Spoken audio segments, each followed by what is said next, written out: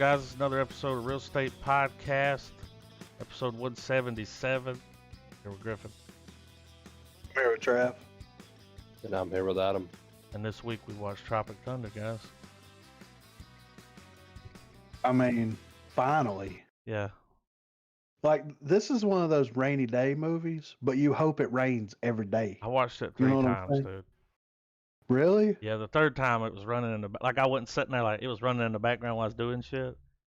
You were laughing? But the other two times I was like sitting there watching it, like laughing my ass off, dude. Sitting in the bathtub, farting and laughing and shit. I want to ask before we get started. When was the first time that you watched it? Not too long after it came out. Like once it was released, like I didn't watch it in the theater. But my uncle had it. And we were moving him from Memphis. He moved back from Connecticut to Memphis, and then we were moving him from Memphis to Montgomery. And while we were in the hotel room, he was like, "Have you seen Tropic Thunder?" And I was like, "Tropic what?" And he was like, "Oh shit." And we sat down and watched it. I think I went to the theater. I think it was a date movie for me at the time. Really? Yeah. Riding. Yeah, it was 2008, so yeah. It was one of those. I think I laughed more than my date did. Well, we'll get into that here in a second about why, Anyway, the first time that I watched it, me and a couple of people from high school would do two things every year from like 10th grade up. We would go to Six Flags, skip school and go to Six Flags one day.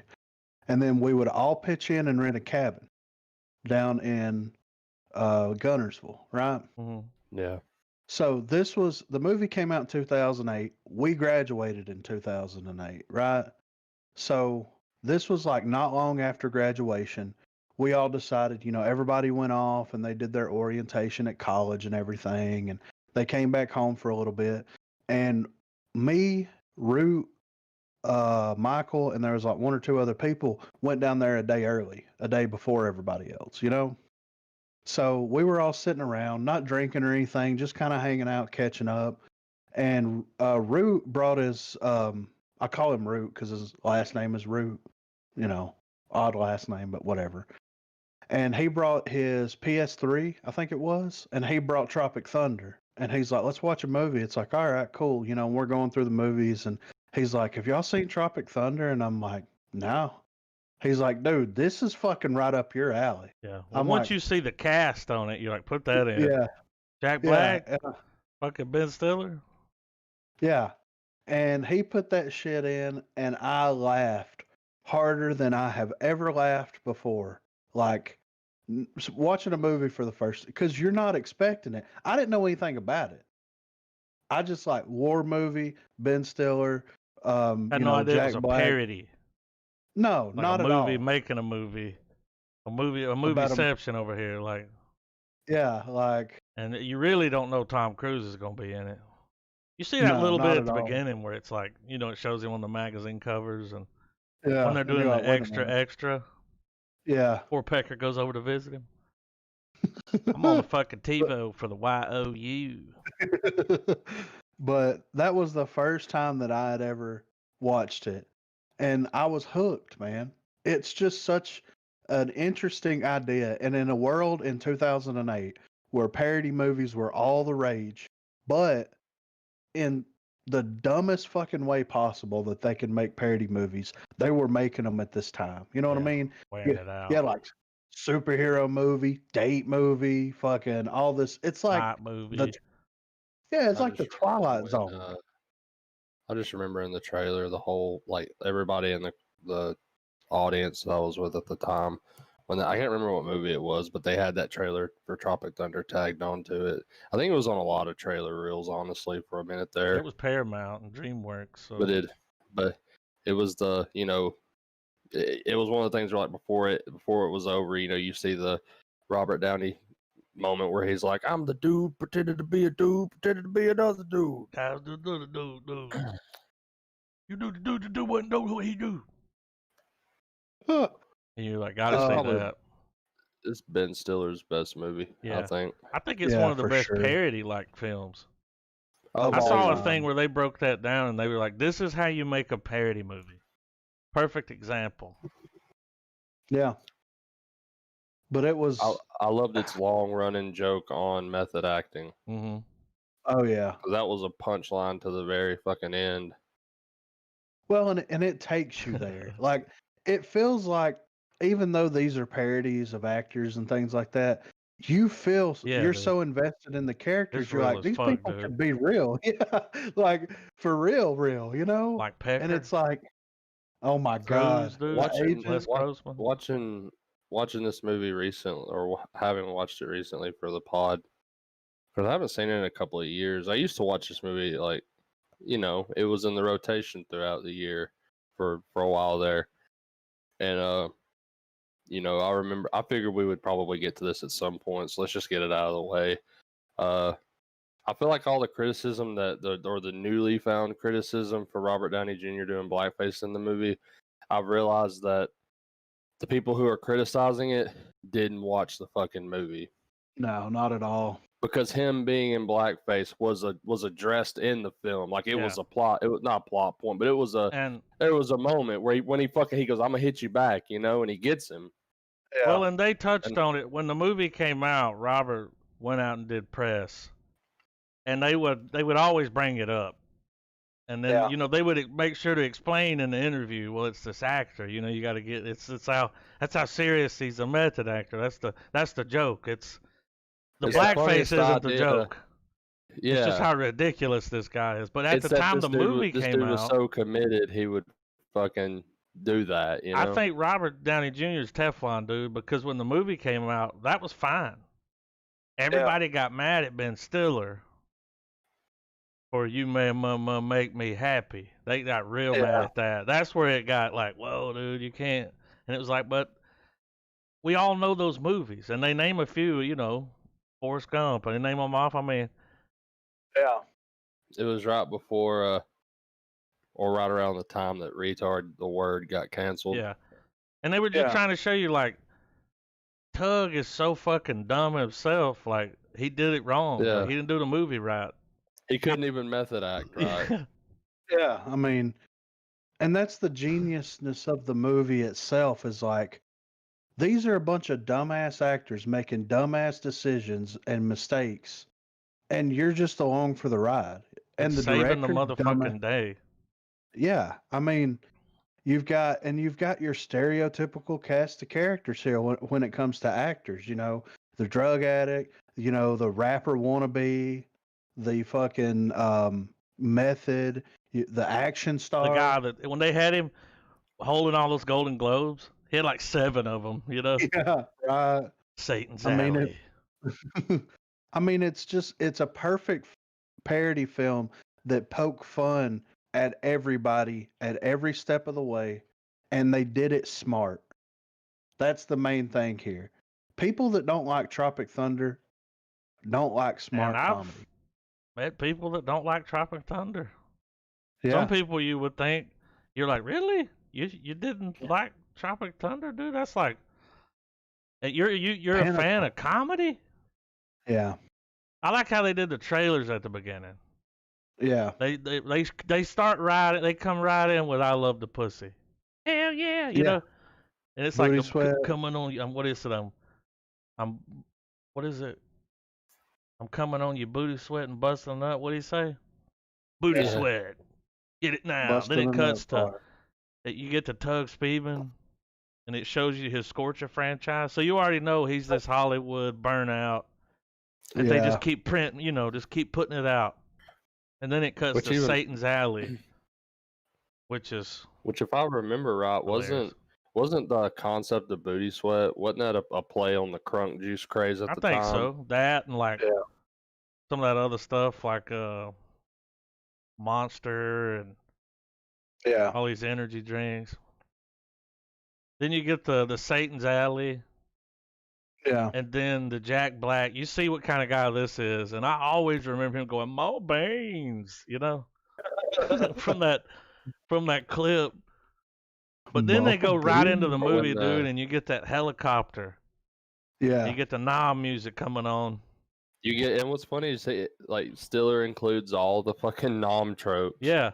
Every They had one of them. They had the Rolling Stones, America, everybody. But when it first comes on, you're like, "Is this the movie?" And then when it pulls back, it's like, "Oh, they're making the movie. Oh, okay, I see what we're doing here. Okay, we're on a set." Whenever Jack Black is, when that dude gets shot in the head and Jack Black's trying to patch it, it's just spraying him. He's like, I've kind of got my hands full right now. He's like, get me some bombs now. You know, like.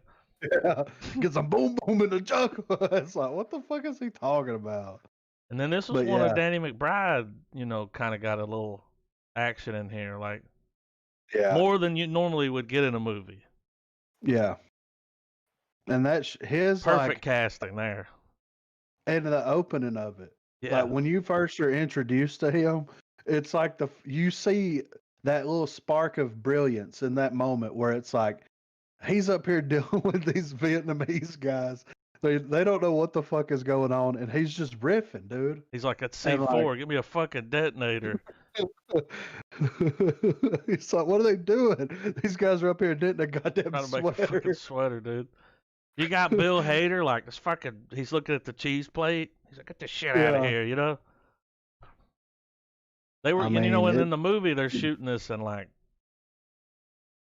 they're over there in, like, Vietnam shooting it, but they shot this in Hawaii. Right. And, even though he only lasts 30 minutes of the film, Steve Coogan's fucking hilarious. Yeah.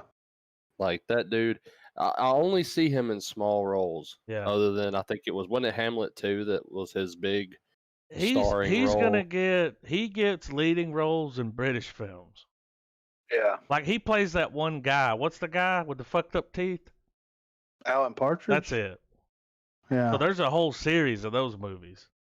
I believe there was a TV show, I think, too. So that's a big character over there. Like, but it was cool for them to kind of bring him over here. Because a lot of people, they don't know who the fuck that guy is. And he fit perfectly in their world. Yeah. Like, I mean, if you throw him in a Ben Stiller movie and even with Danny McBride, his British quick wit works so perfectly with everything else that's going on. So it's perfect casting, man. He said the helicopter is like God, and I'm Jesus Christ. Let's go make a movie. When he steps on that, he goes, oh, pooh. It's just pieces falling everywhere, and Jack Black goes, yeah! Dude, whenever he meets Cody, near the end, whenever they regroup, he's like, are you the fucking special effects guy? And he's like, yeah. And he's like, fucking right, dude. You know, like, it's like, oh, dude, all this shit's been real. Every bit of it. It's so fucking badass that, like, they took the time. And they had worked on this movie for years. Ben Stiller, all of them have been working on it and writing it, this, that. And it went through several rewrites and several changes, you know? Yeah, I even found some of the test footage online where they brought Downey in. Yeah, he looks a little bit different. He's kind of got the same thing going on, but he doesn't have as much beard. There's no chops. It's just kind of a goatee with the hair, you know? And it's just him standing there with some guns and kind of looking into the camera. You know, they were just kind of see how they were going to throw it together. But they were like, that fucking just made itself. Like, once you put the shit on him, and then he just came up with the voice and everything. Like,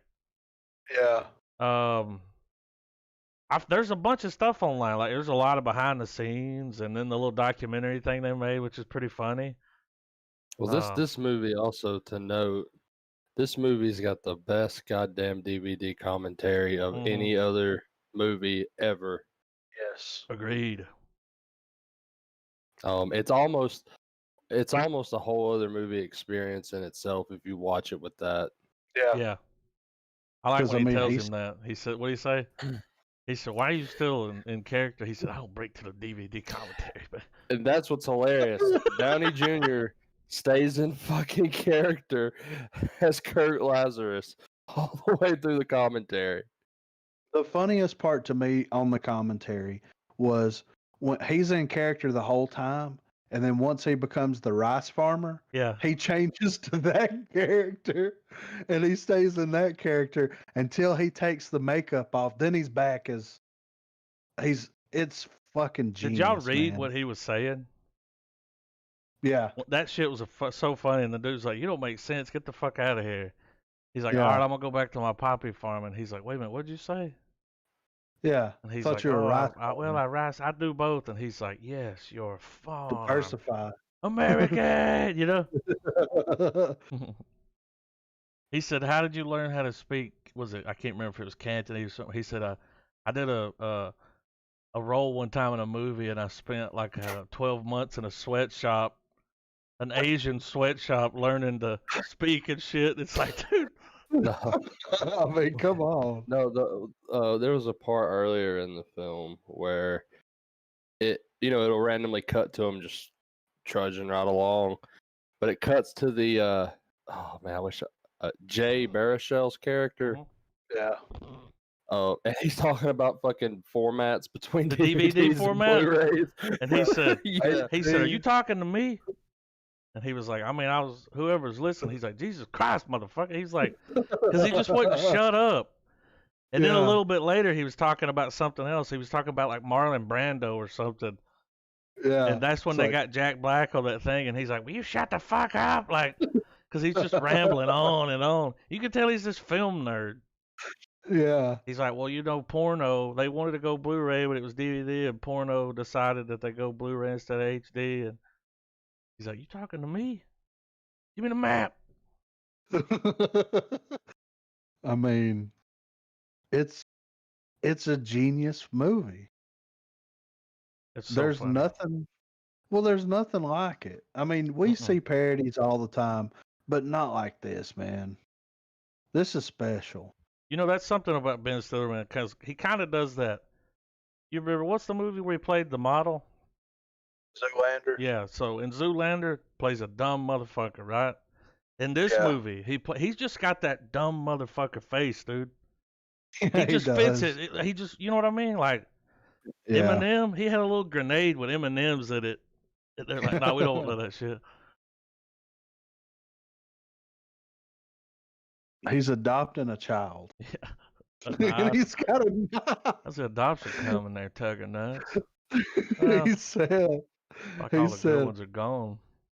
yeah, at least you get to pick yours. Yeah, he looks at his kids. It's so fucked up, but it's so. And then Les Grossman, dude, we got to talk about this shit. So Tom Cruise comes in and he just takes over the character. I didn't know he had it in him, dude. No, dude, Not like and that. he's like, "I want to look like this. I want to sound like this. I want big hands. I want Diet Coke. And I want to dance. Like, yeah, and he fucking. Nailed it, dude. I want that character. I'd watch a whole again. movie. Yeah. His scenes were perfect, dude. And Who the is way, this? dude, and I mean, you just forget it's Tom Cruise, dude. He I've just melts never away. seen him do anything like that. No. Well, to me, it felt like, him and Ben Stiller is obviously probably friends. Oh yeah. And Ben probably reached out and was like, "Look, I got a small part movie executive. This outrage." He probably sent him the script, and he was probably like, "Can I do whatever I want to do?" And Ben Stiller's probably like, "Yeah, I mean, you're if fucking you'll be in the Tom Cruise." movie. Yeah, and he's like, "Okay." That's how I imagine it going. Yeah, because when they were pushing for the movie, they didn't even really advertise that he's in it. That's like a treat. Yeah, Like when you get to that, you're like, "Oh shit, is that Tom Cruise?" Yeah. And you can see it in the eyes, man. It's really hard to believe that Stiller got him to do it. Mm-hmm. Yeah, and against type. Yeah, I because mean- the kind of shit he was saying, a homo's dick cheese. I was like, I've never heard Tom Cruise say that before, No. He was like a G5 Yeah, airplane. lots of money. That scene where they're looking at each other in the eyes, Yeah. and fucking what's his name? Matthew McConaughey's like looking back and forth at him, like a G5 airplane. I want to past your imagine. knees. I want to imagine that whenever fucking Matthew McConaughey shows up to do that scene. He had no idea what the fuck he was walking into. You know How did he keep a straight face? Dude, I would have fucking lost it. On my close-up, when he was right in his face, looking at him, serious as fuck, dude. Didn't crack a smile. Like, I wouldn't have been able to handle that. No. And you got fucking Hater hopping around back here, flip it up, smack it down, you know? He was the perfect little, like, you know, just suck up assistant. Yeah. Played it fucking like, you know, they've been around these people. They know exactly what to do. Like, when that first time when he calls in, he's like, where's the director? The little cameras, little shitty ass webcams moving around. He's like, there he is. He, you know, the key grip punched him really hard in the face. He does the whole thing. But as soon as he like yells at him, the whole time Hater's cool. He's like, he just wants to talk to you, have a little meeting. I mean, he did blow the jungle up and the camera wasn't on. But as soon as he's like, you motherfucker, Hater's like, God damn it, you know, like smacking the table, get him a Diet Coke. Two of them come in. I thought it was funny whenever he's talked about, we'll let him die, because we don't negotiate with terrorists. And everybody was like, you know? But he said, we'll let him die, and then on down the road, we'll claim insurance, and we'll make all our money back. Everyone started leaving the room like they weren't supposed to hear it.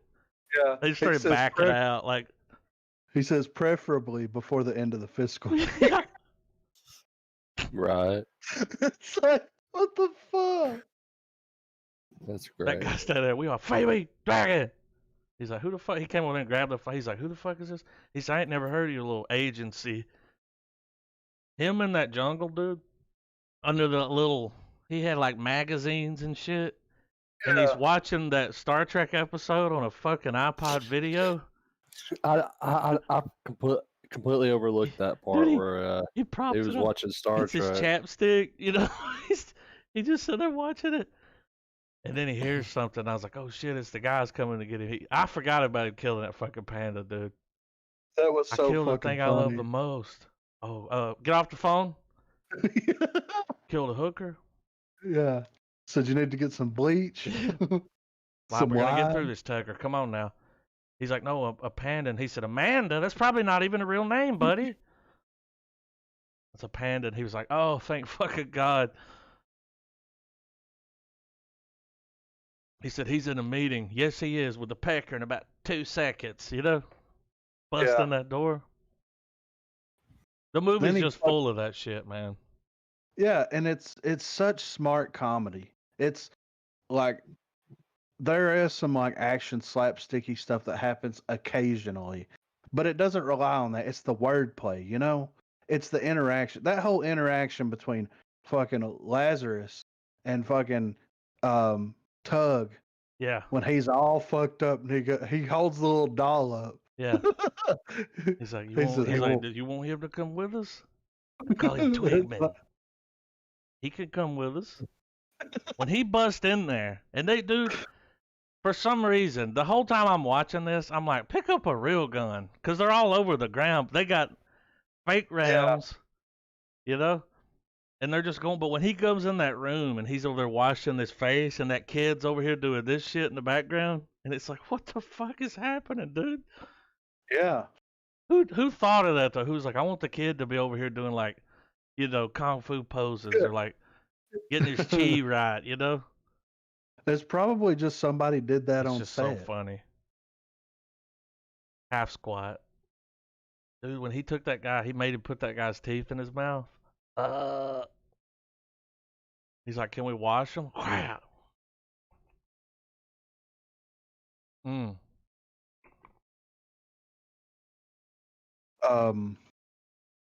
I mean, the movie wasn't missing anybody.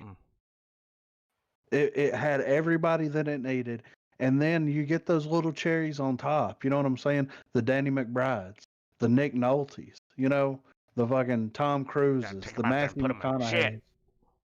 I mean, it's like when you see Ben Stiller's name and Jack Black's and Robert Downey Jr.'s name, and this is 2008, Robert Downey Jr. Yeah. You know what I'm saying? This is like, he shot this before Iron Man came out, right? But Iron Man came out first, but it was filmed right before it. And, you know, like, once Iron Man's released, I don't know if he's allowed to do a movie like that. Yeah, You know what I'm right. saying? He probably got locked in. He picked the perfect time to do something like that, And it's he a buddies killed it, movie. man. Yeah, And I'm sure it made a ton of money. I don't even know, but it had to. It had to make.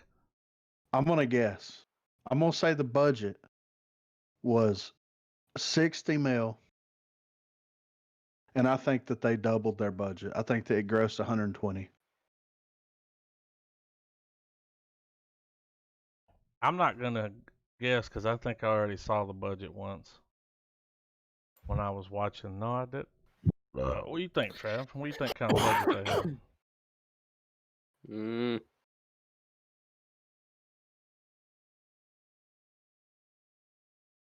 Trying to think. Like since it's before Downey, this is before he could be like. Oh yeah, they're not paying all these actors a lot. You know that. A lot of this. I mean, look at the location. You're filming in Hawaii. Huge crew, and you got like a set on the set. So you got to have all those people running around. There's a lot of extras. There's a lot going on there. I'll say 75. 75, 92 million. What's Box the office gross. Oh, okay. 195.7 million. Jesus. Made $100 million, dude. Easy. That's fucking nuts. That's Ding, ding. Yeah. He put a little remote up. The lights come on. yeah. A lot of Swing it them, they past probably had to you. pay T-Pain quite a bit to use his song. He might have been a fan. Yeah. That probably helped him. Tom Cruise dancing to his song. Swing it past your knees. He's like, he's like big dickin'. He said, you're going to need a binding resolution. I'm talking scorched earth, motherfuckers. I want to take that clip. And they were looking at the phone like, what the fuck? I want to take that clip and edit it and put it before like a crazy death metal song. You know what I mean? Him fucking yelling at him. Yeah. Peekaboo! I see you! Running down through there. He said, what do you say? Survive. They see him coming. He does the... Dude, he gets shot like 30 times. He's like, you make it home now. They're all watching him. Yeah. And what's funny about that scene is it's like recreated at the end. It's like the same. Even Brooklyn's like, look. And he comes running out. You know, at the end, they're not shooting him, but he's like, he throws his arms up. And scene. When we got our war faces on. He had that fucking head. Yeah. He playing God. He's being judged by him. He said it's just fake. It's corn syrup, blood flavored corn syrup, warm. Ooh, fucking holding that head like. And we got our war faces on. They're like, these men do not fear death. We'll bring them back dead or alive. When Ben Stiller runs up, starts shooting, he's like da da da da da. He's like da da da da da da da. He put his. I was like, what the fuck is this shit? Yeah, what the fuck is he doing? I'm a ride farmer, motherfucker. That's when Jack Black goes off to do some heroin, and when he comes back, he's like, he comes walking by. Downey Jr.'s just standing there looking around like, this motherfucker's dead, man. ain't no movie being made. His whole thing when him and when Tugman and Lazarus are walking and they're talking about method acting. Yeah. I jotted down some quotes. I sent them to Adam earlier, but I wanted to just bring them up because I mean, like, there's so many good quotes in this movie. So funny. There's part where he was talking about Simple Jack, and he was like, "Yeah, Simple Jack, it was an experience." And he's quiet. He goes, "I watched a lot of retarded people. Watched them do all their little retarded things." He's like, "Yeah." And he goes. And then they talk about getting too deep in the road. And he's like, you're right. Like, there were times when I felt like I was really retarded. And that's what Danny went, damn. He's like, you sit in bathtubs, farting and laughing at shit. Mm-hmm. Another good one too is when Jack Black's like flipping out or bitching at one of them, and he goes, whenever Al Pacino's shitting on him for his Fatties franchise, and he says something, it's like, you're still talking about farts, and he goes, my farts are fucking music. Music. Hilarious, dude. Yeah. Like every hilarious. scene has some quotable line in it. Yeah. Multiple. Like, For sure. I can't tell you how many times I've like go back and forth with somebody. You just throwing lines out like, what Because about it's this part, this part.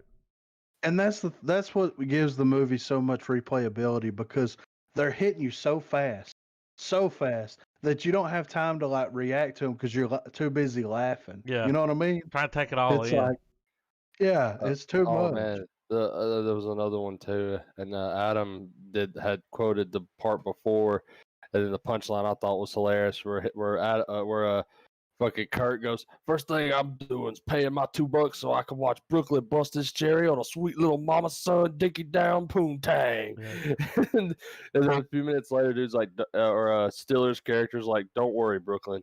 You got a lot of days of fucking ahead of you. He had that dip in him. You got a lot of fucking ahead of you, Brooklyn. And he's like, hey, motherfuckers, he's dead. That's when he pops up. Then they start shooting at him, and he's like, it's the war scene. Come on, it's the ambush. Page 35, let's go. And he turned around and he went, and scene. That's the trailer. What the fuck? And he walks past him. He's like, we got this. And that's when Robert Downey, they do the pan, and it's playing that song that, one of those like nom songs. Yeah. Something's happening here. Like, dude, he gets in that water that doesn't even come up to his waist, and he's holding his gun. Yeah, And it's like, you don't have to do that, dude. That's it's not that deep. We're not so different, you and I. He said, I wrote that in a children's book. He went, Simple Jack sucks. Who said that? He's like, hey, have you seen this one guy? He's got a package for me. And then he pointed at him. He's like, Dragon. That dude went, it ran off. Dragon. What the fuck was he wearing? A kimono or some shit? Bandana, glasses. Dark as fuck out there, Dragon. He went, it ran off. You motherfucker. Running after him. That's when he goes over to Nick Nolte. He's like, you really get into this? Like, you don't like, he's like, you don't want to sleep in a bed? He's like, beds give me nightmares. It's like, okay. All right. I mean, all right. You gotta put him in the shit, man. You're fucking my movie up. He's like, yeah, I could shoot at gorilla. Get down to the nitty gritty. Big ass titties. Bam. I mean, I'm ready to rate it. It's a star, dog. I mean, we got to give it a golden something. It's right? get the golden reel. It gets the golden reel, the golden crying monkey reel. The coveted crying monkey. The coveted crying monkey, dude. But the monkey's holding a golden reel. I mean, what's crazy is we could take a whole other avenue with this movie and just really break down just how smart Ben Stiller and his writing team were at making the characters what they were, and the movie, some of the critics, because I'd read some of the reviews on it, the critics were like, it's a lot of cheap laughs can pretty much condensed into a 2-hour film, and I don't know, I would disagree. I think some of the best humor in this movie is for people that take the time and notice the actors, and pick up on those archetype actors, like the Method one. The people who are aware of that shit are gonna you know what I mean? I do. And we could break down all those subtleties, but I just don't think it's really worth it. No, and what's crazy is you've got people that are paid to review movies who can't piece together the simplest concept from a film because they would rather suck a dick under a table somewhere than pay attention to a comedy. You know what I'm saying? It's fucking pathetic. Just because it's a movie made to entertain people and make them laugh doesn't diminish its value, No, right? it's a great No. comedy, dude. And if I was paid to do a review of this movie, or anyone that's paid it, you should have to watch it more than once. Oh yeah. Get a couple of viewings in, man. Watch it with people. Watch it Right. by yourself. Like, you Yeah. know, I wished I could have been in a theater to get that audience reaction, because I know people were just laughing their asses off Oh yeah. in the theater. Had to be just rolling. Yeah. I mean, I remember when I went and watched it that like everybody was already busting a gut over those fucking trailers before the damn opening shot, you know? yeah.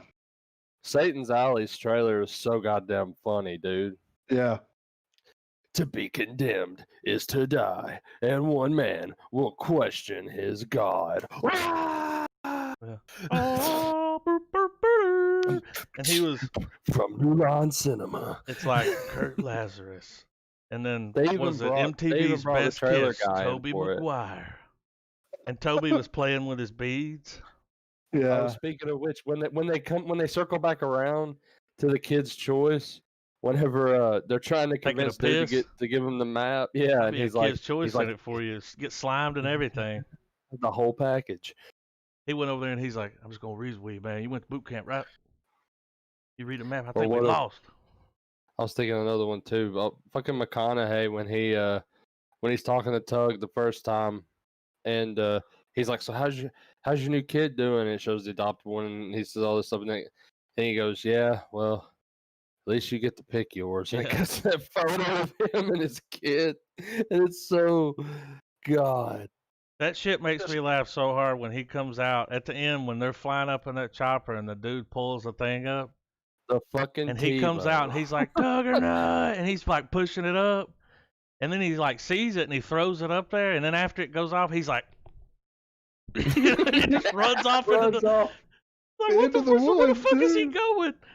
He came out of the woods, dude. He had like a compass, one of those like He's camel the- bags with the liquid, like.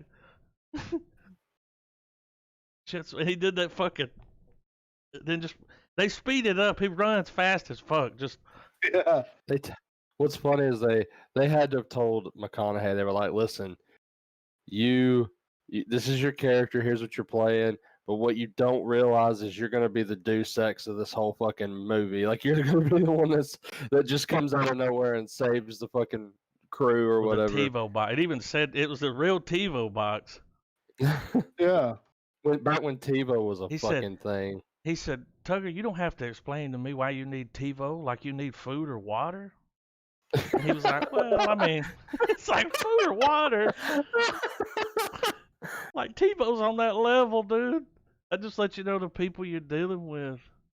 When they were trying to get him out of there, he's like, "Kurt, I learned all your monologues when I was doing, theater in school." And he's like, "Really?" And he's like, "Yeah." And he's like, "And fucking Scorcher was great." Jack Black's like, "Yeah, the first Scorcher was great. Let's get the fuck out of here, man. Let's go." Yeah. First Scorcher was Bob. Let's go. You got to imagine, Man. like, after this movie, they all like, well, you see it at the end. They're friends. Yeah. It was a bonding experience, like, and he they gets the won. fucking award for it, like. Yeah. I mean, God, I Yeah, wish. they even make that little subtle point for when Kirk announced the winner. He goes, "Yes," and he Yeah. tells him, like, you know what I mean? Duck Like Speed with- you're like the way any of us would be if any of us was hosting and any of us had won, we would have probably been in the same way. We'd have been like, "Fuck yeah!" They had John Voight in front of him, and he was like, "Damn!" When he lost, like, it was up against John Voight. John Boy. Yeah. How did they get him to do that, man? We need you for like 2 minutes. Yeah. Come on. I would say this movie and Team America have to be two of the funniest movies to come out of this recent decade and a half. Yeah. Yeah, and I don't think they were And too the far reason why, apart.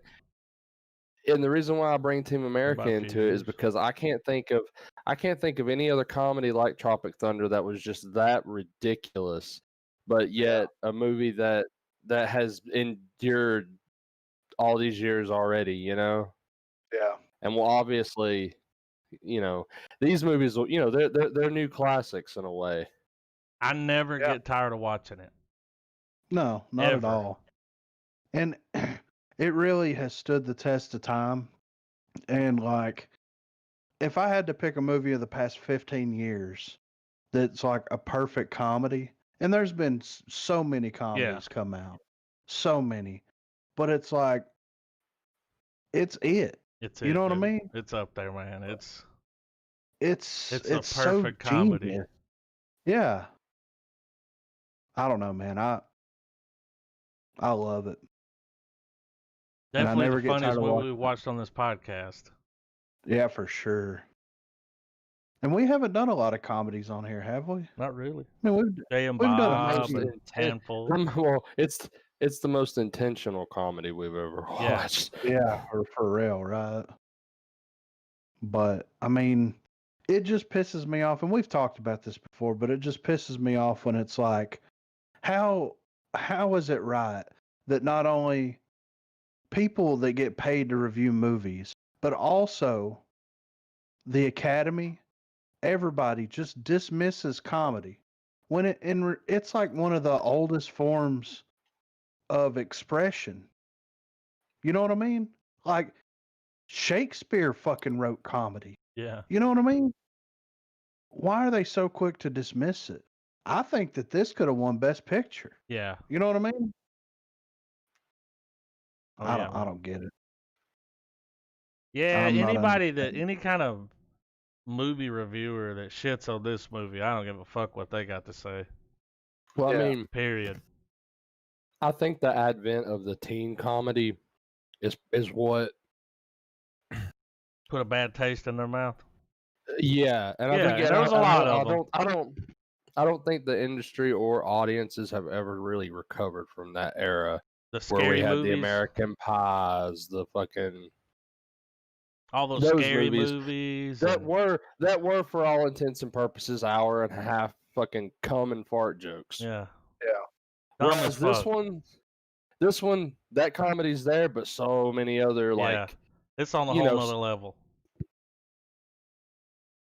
We had talked about it the other night, but one of the funny parts is when Al Pacino and Robert Downey are watching Tug perform Simple Jack for the crowd, and he's really honed it in, he's dialed it back, he's connecting with the crowd on another level. He's perfected it, and they're like, he's like, yeah, and he's like, can you sew? And he's like, hell yeah, I can sew.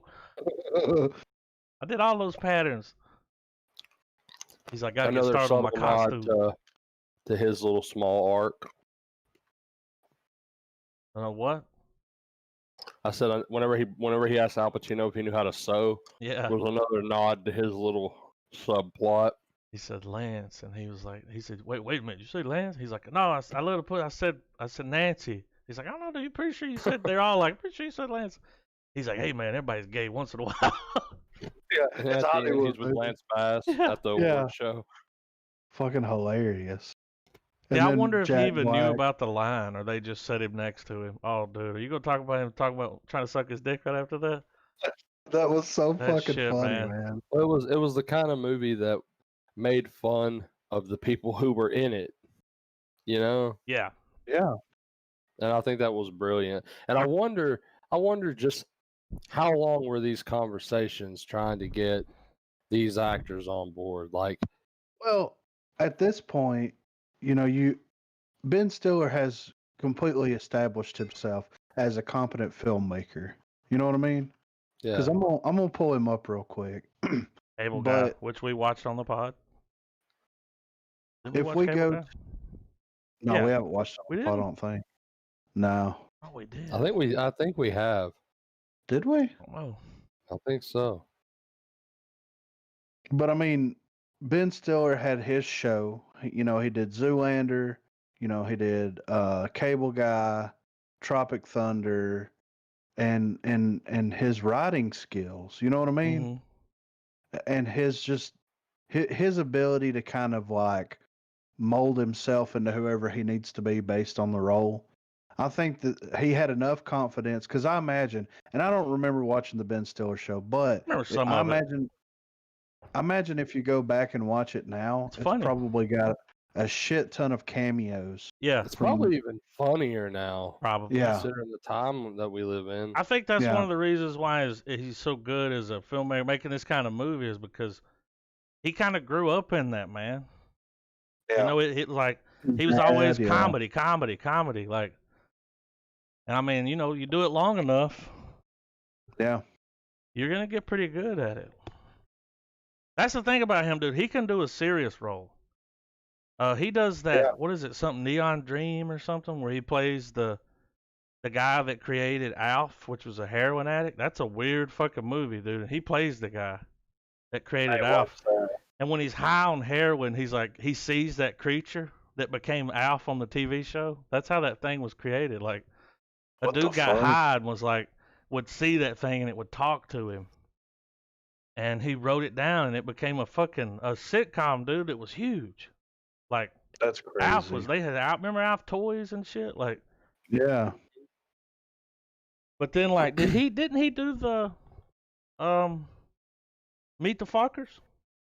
Mm-hmm. Didn't he direct that? No. He didn't direct it? Because whenever you go to his directing not in titles, no. Well, that first one, dude. I mean, they're all funny, but the first one was pretty fucking funny. Yeah. But the whole thing with him and De Niro is just, man, I know you fucker, you know? Yeah. I didn't know Robert Downey had it in him to do something like that. No, not at all.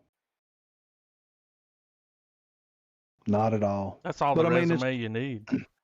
Yeah, for real. I did Tropic Thunder. It's like, oh shit, okay. Yeah, did you? So, y'all want to talk about some motherfucking movie news? Yeah, babe. All right, so one thing I wanted to hit here was is Jamie Foxx still doing Spawn? I know right now he's making he don't know about the Toad. Mike Tyson? Yeah. Is He said that? he's doing Mike Tyson right now. He's bulked up. They got it. It's a green lit. It's happening. And he said, y'all ever heard him do Mike Tyson's voice?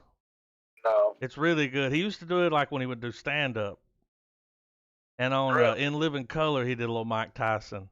And it's spot on, dude. And and it's that like funny, like he hams it up. Like takes it to the next level. Right. But this is supposed to be like a serious movie, and I saw one of the shots for the movie, and he kind of looks like, I mean, dude, he can do it. He did Ray. I mean, it's Jamie And Foxx, motherfucker, was pulling off some Ray Charles, like. Yeah. So, it says here, Academy Award winner Jamie Foxx has been interested in Todd McFarlane's touted Spawn movie for some time. And despite rumors here and there of his departure from the project, the actor is still very enthusiastic about starring. Fox has now opened up about the movie for the first time.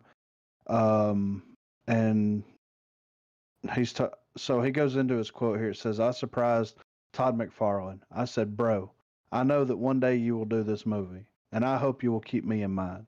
What Black Panther did was let us know that it's so necessary and it's the time. And Spawn is just an interesting character in itself. The heads that you are being put together to bring you something special. Look out.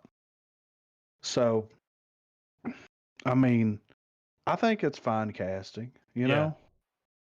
I just wish that it would happen. Yeah, it seems like it's hard to get this movie made. Well, it says here, this is another quote. It says, I know that people are saying that, Todd, you talk a lot about the movie and the Hollywood stuff and nothing's really happening. And that's not true, especially with production being shut down. I can tell you right now, there is momentum going on Spawn, the movie. And I'm not just saying that on my end. I'm saying that the things you need to do to eventually get to the point where you're going to get into production once the current circumstances allows us to go into production. All those things are going on right now, and we're adding talent, big talent that we haven't announced yet. I wish I could, but I can't. That's what Todd McFarlane said about it. So, I mean, first time director, you know what I mean? Getting big names attached to it just based off of the interest of the character and the story itself. Of course it's going to take longer to get made. Yeah. You know what I mean? So, and I'm okay with that, because at the end of the day, if they take their time on it, they make the movie that they want to make, and it comes out in 5 years, but it fucking blows everybody away. Fuck it, dude. I'm fine with it, you know? Did it make it right? Don't let the studio fuck it up.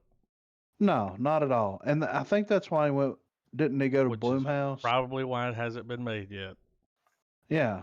Because somebody probably wanted to do some changes and stuff, and he's like, no, you got to understand, the only way this is getting made is if I have complete control. Which is fair. See, what's awesome about that is he's not about the money grab on it. No. He's not like, oh, I really need the money, so yeah, let's just get it made. Even if it sucks, let's make it. But he knows, like, he's not going to, I mean, and I don't think the first spy movie's terrible. The one that, you know what I mean? I don't think it's terrible. No, man. But it's not the movie that he wanted to make. You know what I mean? Yeah. He had to, like, compromise, and he ain't doing it. So I respect that. It ain't getting made if he's got to change shit. That's awesome. Yeah. So I'm hoping that does end up happening, but you know, we'll see what happens. I would rather there be no Spawn movie than a shitty one at this point. Yeah. And I respect him. You know what I mean? For holding it down. Agreed. Another thing I wanted to touch on, and we never really got into this much on the podcast, I don't think. We talked about it a fuck ton, you know, in our normal Discord conversations and shit, but we never touched on this. But apparently, Tig Notaro is replacing Chris D'Elia during Zack Snyder's Army of the Dead reshoots. So, people that aren't in the know, some dumb bitch come out and accused Chris D'Elia of sexual misconduct. And he released... he released it. It was a conversation they had. Yeah. She emailed him. And he replied and was like, let's hang out sometime. And she was like, well, I'm not old enough to get in the comedy club. And he's like, oh, okay, bye. You know, my bad. Bye. I mean, and she didn't release all of that. No. And they even released several. Here's the thing, though, man. I mean, there might be I don't know if there's going to be a trial or. I can't believe they're going to strip him out of the movie. It's like he's just guilty. Just, you know, you're already guilty, dude. Podcast canceled. No more. No, they canceled his damn Netflix show. He was gonna have some kind of, like, you know, sketch show or something on Netflix. Something that's been canceled. I'm surprised they haven't pulled the specials down. Yeah, the one just came out this year, right? Yeah, I'm surprised they haven't pulled. All three of them are still on there. Yeah, but they're taking him out of this movie, and all of his buddies threw him under the bus, and I listen. I've heard every episode of his podcast. Right. He has been Chris deleted. More or less. And it's fucked up because, like, he's released the information. Yeah. Even stuff he released the same shit that this woman released in full and more. Yeah. Lawyers released it, where they went in there and got the entire email, not just some little screenshot from it. Start to finish, dates, everything, and released like a bunch of them. And nobody cares. No. You already been canceled. And the headline already hit. Yeah. And that's the thing. So they're going to go into Army of the Dead, which has been done, right? Yeah. It's supposed to come out this year. It's finished.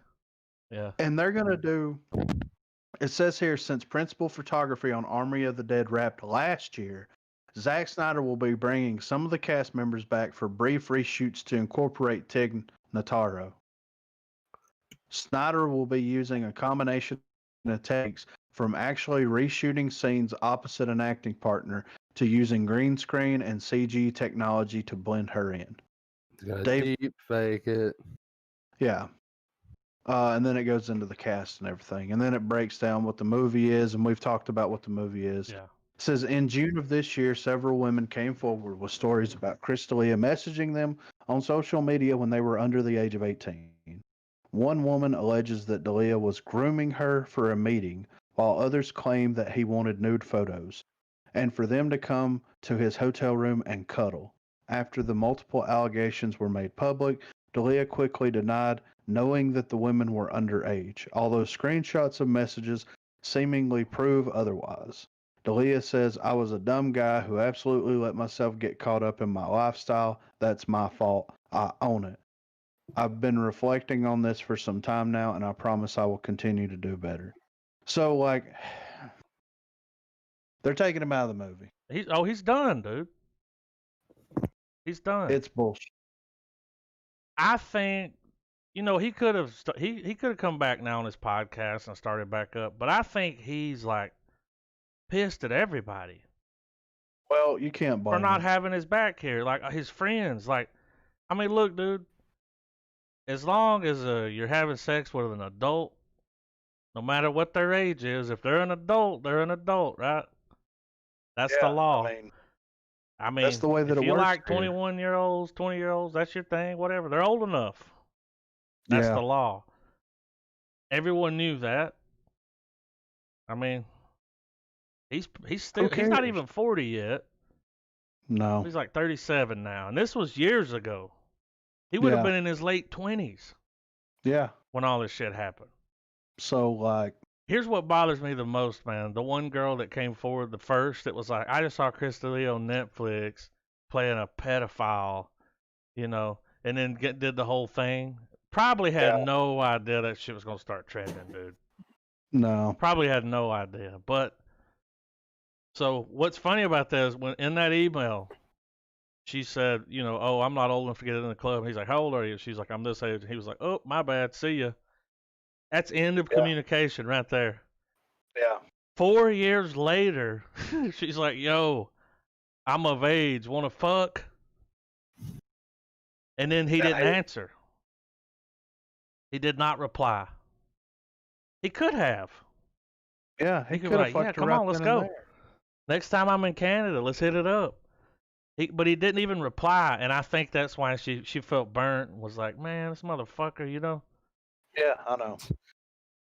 It's bullshit, right? Some fucking... It makes me not want to watch that movie. Built their whole fucking... Yeah, I know. Like, for real. And they're replacing him with this bitch. Y'all know who that is, right? Annoying, right? Yeah. Yeah. I'm not gonna watch it. Yeah, I'm a huge fan of Zack Snyder, but now I'm like, fuck the Snyder cut. Nah, I don't want to go that far. But you know what I mean? Like, come on, dude. I don't think it's him, dude. Well, yeah, I know, but still, Netflix is, they got to be careful, and they're gonna do what they're gonna do. So. Yeah. That was the chick though that she was in oh man. I can't remember. It was one of those where I can't remember. She's not funny. No. I know he was going to play a helicopter pilot. Yeah. Heard him talk about it on his podcast. What was that? Army of the Dead? Yeah, Army of the Dead. So I mean, what in the fuck are they thinking? You know what I mean? They're not. And yeah, it's probably fucking Netflix, and it's probably all this stupid bullshit. But at the end of the day, it's like, come on, dude. What if you're worried? This is all I'm gonna say. if D'Elia's lawyers are involved and you're worried about the ramifications of releasing this film because of the allegations put forth, then how about don't release the film until all this shit's settled? Yeah.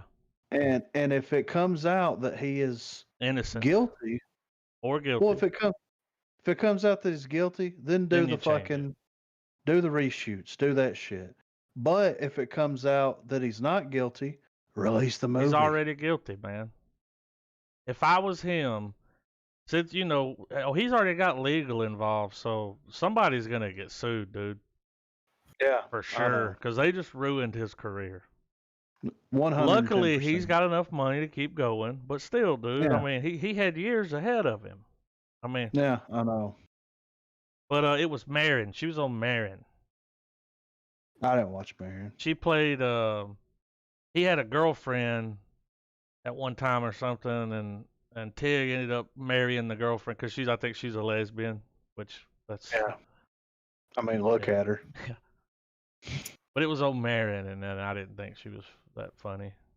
She's in Star Trek Discovery as well. Yeah. She's not bad in it. She's just an ass. She plays an asshole. Yeah, and she's not. Well, she's a comedian.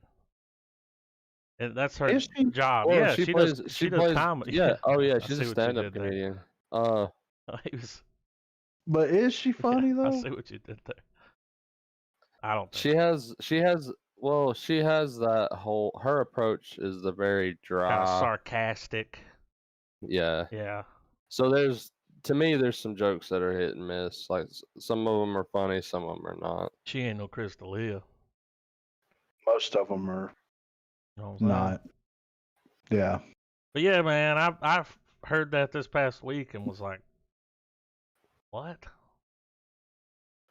Yeah, it's whatever, What's done is done. Yeah, I mean, I guess I won't be watching that movie. It's so not. might as well take it off the fucking list of potential podcast movies. Unless y'all want to watch it and rip it to shred because of her performance. I think the babies are gonna boycott. If it's so is Army of the Dead Zack Snyder's sequel to Dawn of the Dead? I don't think so. Oh. So have they removed him from that picture? Remember that picture of all of them? Did they put her face on him? I mean, they're missing out on a great comedic. It would be funny if they deep fake Tig over Chris D'Elia's body. And they keep his voice? Oh my god. That would be fucking amazing. Better. I would watch that. I want to go outside. Why? Because the dead are outside. Why would I fucking do that? Why would I go outside with the dead when I could just sit right here in this fucking house where life rips, and I go outside and life's not ripping there because the fucking dead's out there. Yeah. Life rips.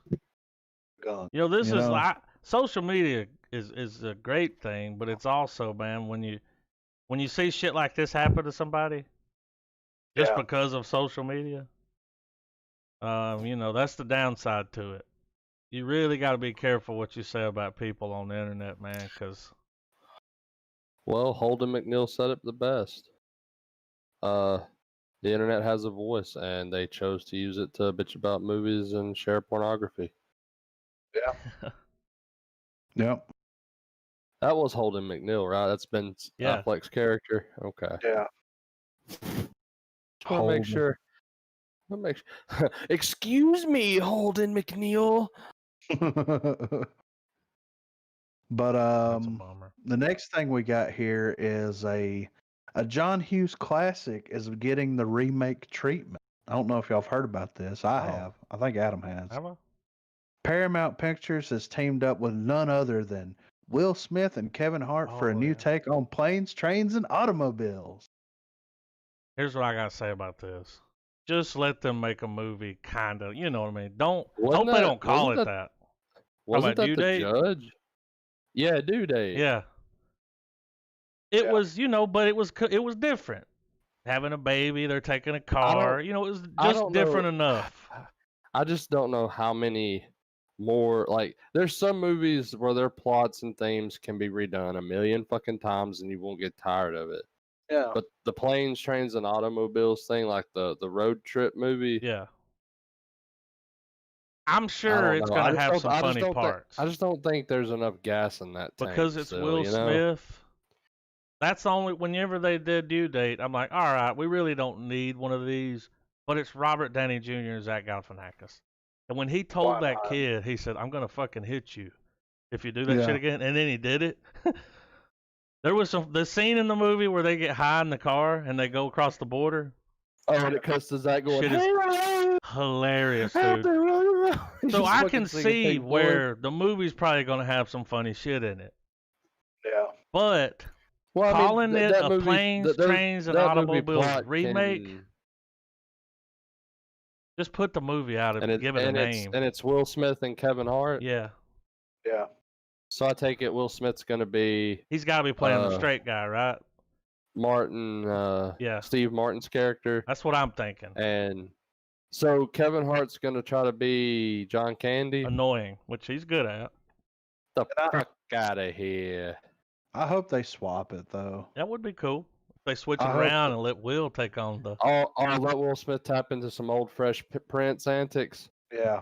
And that'd be good. That would be interesting to see him at that age. Like, not Bad Boys ridiculous, but like, you know, Fresh Prince level stuff where he's just, he's just a fumbling idiot that just keeps pushing the characters along into their next, incident. I just think it's going to go the other way because most of the time, I mean, dude, we've seen Kevin Hart play that guy in like 6 movies already. Yeah. Where he's the guy that's getting on your nerves. And you remember the one with him and somebody? Was it Ride Along? Joyride? Wasn't that Kevin Hart and Ice Cube? And he was playing the character in that movie. Yeah. Little loud mouth, you know. A movie that I think is funny and we should eventually hit on the pod is fucking Observe and Report. Oh, yeah. Yeah, I agree. Put you in my pocket. I've spent so much money on watching that film. Unnecessary, by the way. It wasn't willingly. This is the one with Seth Rogen, right?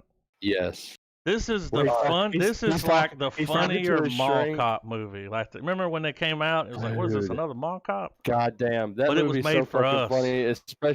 Especially when they let you know that his character's had a psych eval that's like made him unstable.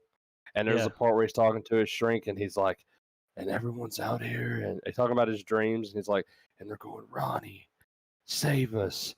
And then I come out wielding the biggest fucking shotgun you've ever seen. And I'm just pow, pow, pow. And he just keeps fucking doing the shotgun thing, and it's just disturbing the shit out of the therapist.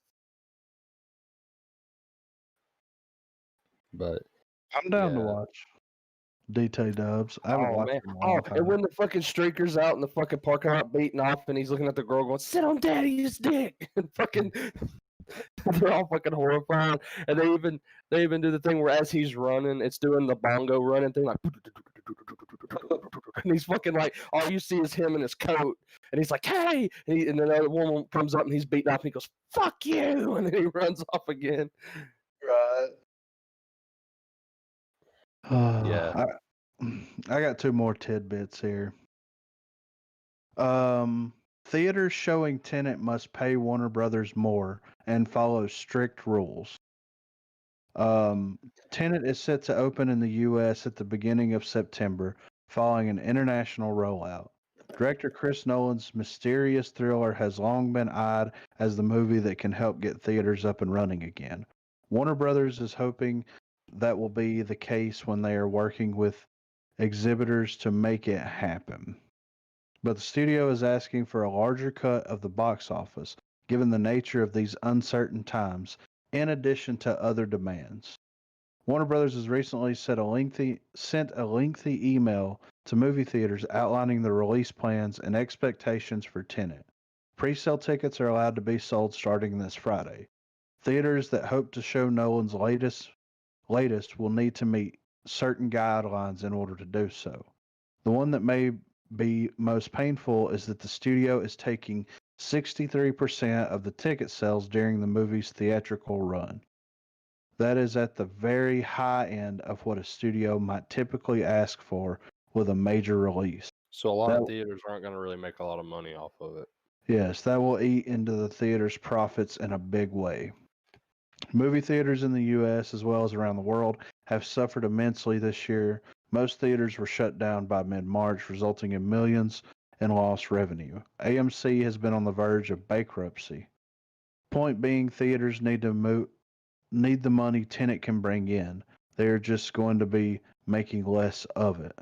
But per Warner Brothers email, these are uncertain times that come with risk. These special terms, this is a quote, these special terms are being offered to exhibitor customers specifically for Tenet to address the special circumstances in the market, including the high commercial risk from uncertain consumer demand, reopening rules, health and safety regulations, and social distancing capacity issues. Indeed, there is no telling how robust the box office will be. Studios rolling the movie out abroad first, which brings with it an increased risk of piracy. Mm-hmm. There is also no telling how many people will show up even when theaters are open, not to mention redacted auditorium capacity and increased safety measures, which will have an unknown effect on the box office. Considering that the movie comes with a budget of $200 million, and since Chris Nolan is getting a huge chunk of the box office, needs to make a lot of money to turn a profit. I think this could ultimately fuck Nolan. Well, this movie was going to be pirated anyway. They're not going to stop that. Well, not the piracy issue, but I'm just saying the fact that been, they even mentioned it is... And like for I appreciate the whole, or I can admire the whole stick to your guns attitude of like, no, my movie's meant to be experienced in the theater, yada yada yada. And you can say hell no to a lot of things, but you can't say that to like the world. Yeah. Like it's gonna like a pandemic. He's not like, regardless of how you slice this pie, I don't think this movie's gonna get him what he wants right from the get go. And I feel like just like a lot of his movies too, especially his pre-Dark Knight films, I feel like he probably made more off of those movies in the DVD Blu-ray rotation than their theatrical runs, clearly. And I mean, we've done several of his movies already, and yeah, he's I don't know. He's just I just feel like this is gonna fuck him no matter how he does it. Well, I don't think it's gonna fuck him as much as it's gonna fuck Warner Brothers. And this is what I'm gonna say about it. If Tenet is coming out at the beginning of September, right? There's not gonna be any movies, and if there are, there's a few. So if there's social distancing guidelines and you can only have like a half capacity, they can show it out and shit. Well, but what I'm saying is they're going to show it on more screens. Mm-hmm. They're going to need more copies of the movie. Dude, it might be the only fucking movie playing. I mean, yeah, exactly. Well, but how could they, with the demands of the movie itself? I'm sure that trickles down into how much each copy of this film is going to be to rent and lease out to people. So if you've got it playing on like 5 screens, you have to have 5 copies of that movie to run. Right, and that's the information that we don't get here, because my thing is if I'm a theater owner and I'm like, okay, so they want more money back, but I don't want to pay any more money to get, let's say that you have a 20 theater cinema, right? But you're not showing it on every screen. No. But I'm saying if you show it on 15 of the 20, yeah, and you start some at the same time, so you're gonna if you're splitting the capacity by 50%, each viewing is gonna have to have 2 theaters showing it at the same time to equal one viewing experience. Yeah. This is possible if they're digital copies, no issue. Right. If it's a reel, that's a problem. Yeah. The people at the theater over here, man, when I did some work for them, I asked the guy, how much do you have to pay to get that movie? And he said, for this cinema here, it's a big theater, they don't have to pay up front for the movie. They get the movie, and the ticket sales is what goes into the movie. They don't have to pay up front. So when it cycles over and they add up all their numbers, that's when the studios are like, all right, you need to pay me this much. But when they look at the ticket sales, they're like, all right, this is what we're getting from you. You know, it's all in the books. And then, the reason the movie's got the cutoff is because if it's a reel, it's got to go somewhere else. Yeah. I'm sure if you damaged it, you're paying for it. You know what I mean? But I just don't. I know he shoots on film, but I'm thinking digital copies would be the way to go. You know what I mean? Because you could give them, here's fucking 15 Blu-rays. Yeah. Fire it up. Most theaters do. State-of-the-art theaters gonna have digital projections in them. Pop it in, no big deal. 4K copy, bam. Well, any of the ones that are gonna bother to be open, yeah. Mm-hmm. Which I feel like by now almost all theaters are probably converted. I get where he's coming from, man, because he's always been one of those people that doesn't like to use a lot of special effects. Yeah. He likes to shoot on film. He's about that cinema experience. Right. He's like a real director. And I get where he's coming from. And if it doesn't run on theaters, you get no shot at any kind of award. No shot. And here's the thing too, man. Like, and when I say this could fuck Nolan, obviously it will never fuck his chances at opportunity. This dude's done enough magic that he'll keep getting movies. I'm just saying, just for this instance, and it's really, I say it from the angle of it's due to shit that's just out of his fucking control. Yeah. No matter how much he wants to, like, I mean. And who knows? He's probably the kind of guy where if they came out and said, look, there's no way we can do this, he's like, all right, well, it's going to go in the vault. And when we can do it, I'll go bust it out. He's not going to let them push it back again. They've already pushed it back, and he said no. He was pissed about that. See, here's the thing, though, guys. Like, in other countries, it's not as bad as it is here, some of them. So the movie's going to be coming out there no matter what. And they even tried to, like, float that, like, well, put it out there, and it's like, because once you put it out there, it's out. Yeah. Leaked. It's out there. Especially a lot of times when movies get pirated, it's coming from overseas, and you can tell because of those little things at the bottom, Yeah.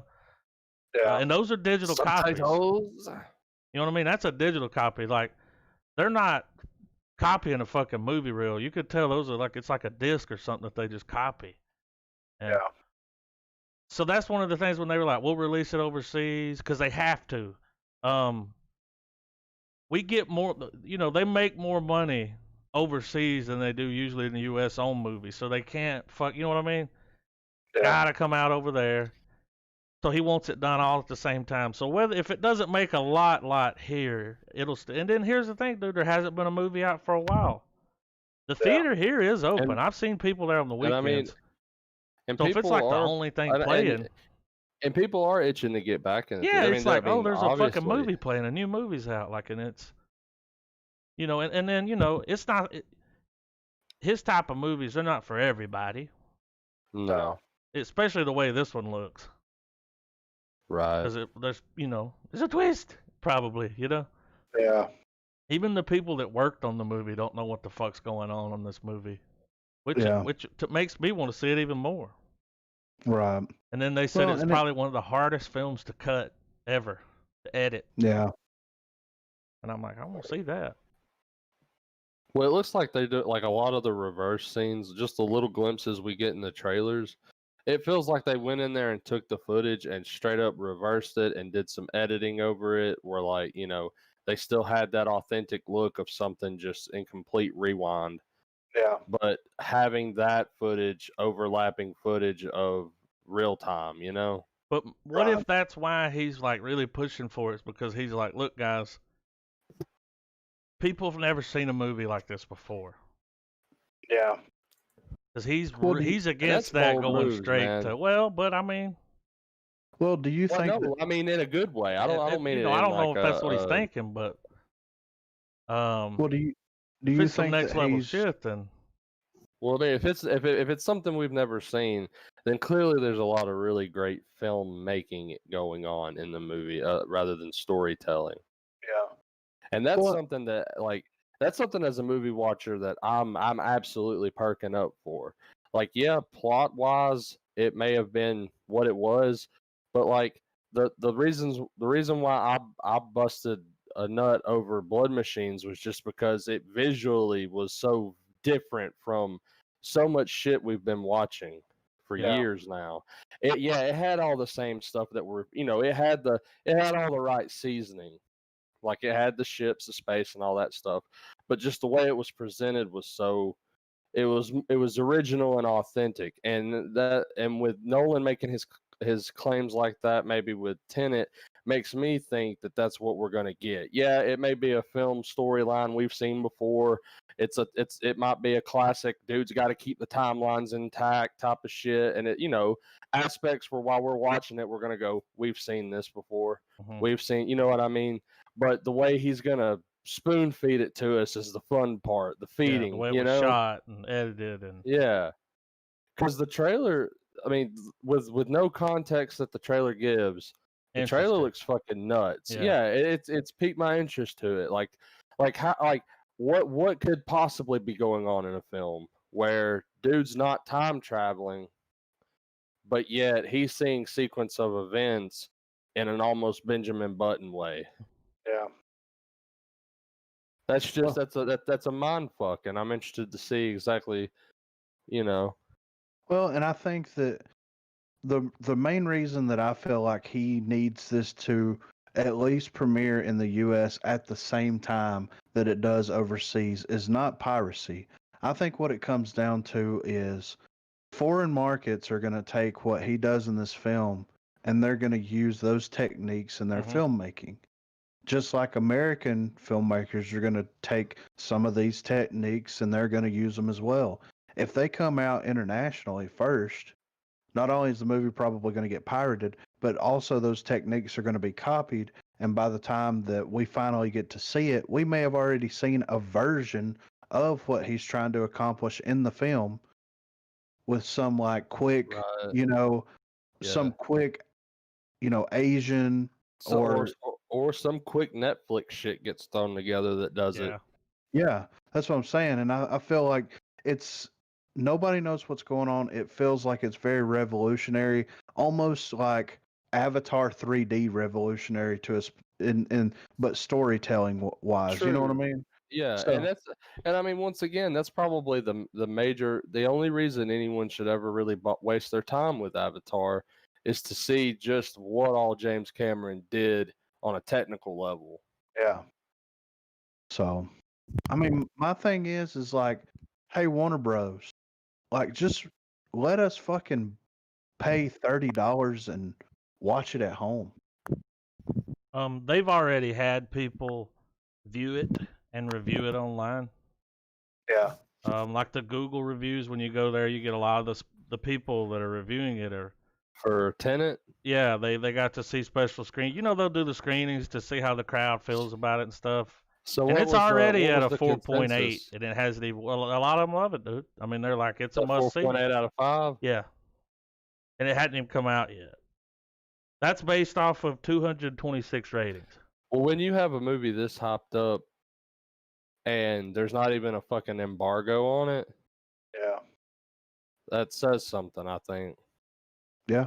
They all talk about the way it's shot, the story. There's even one guy that's heavy on the spoilers, and he even lets you know before you click on it. It's like, look, there's spoilers in this. Don't read it.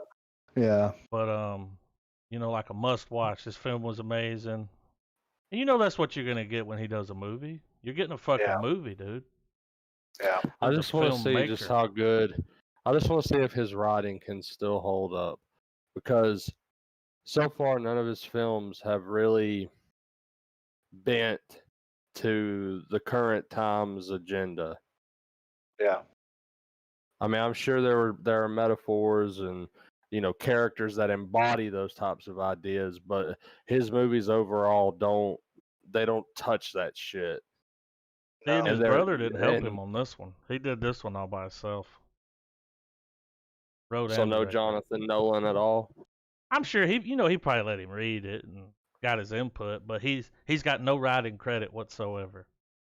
It'd be funny if they were just hanging out over breakfast one morning and dude's telling him like, "Hey, I'm doing this, and we're gonna do this part, and there's this scene I've got where we're gonna," and Jonathan's just like, do this part instead. Yeah. And he's like, okay, but you're still not getting a credit. Yeah. You know, like, I'm taking credit for this one, baby, bro.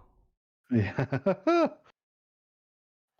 But I do have one last tidbit real quick, and I wanted to see what you guys thought about it. So, one of my favorite horror films is getting a reboot in 2021. The Exorcist. Oh yeah, I saw this.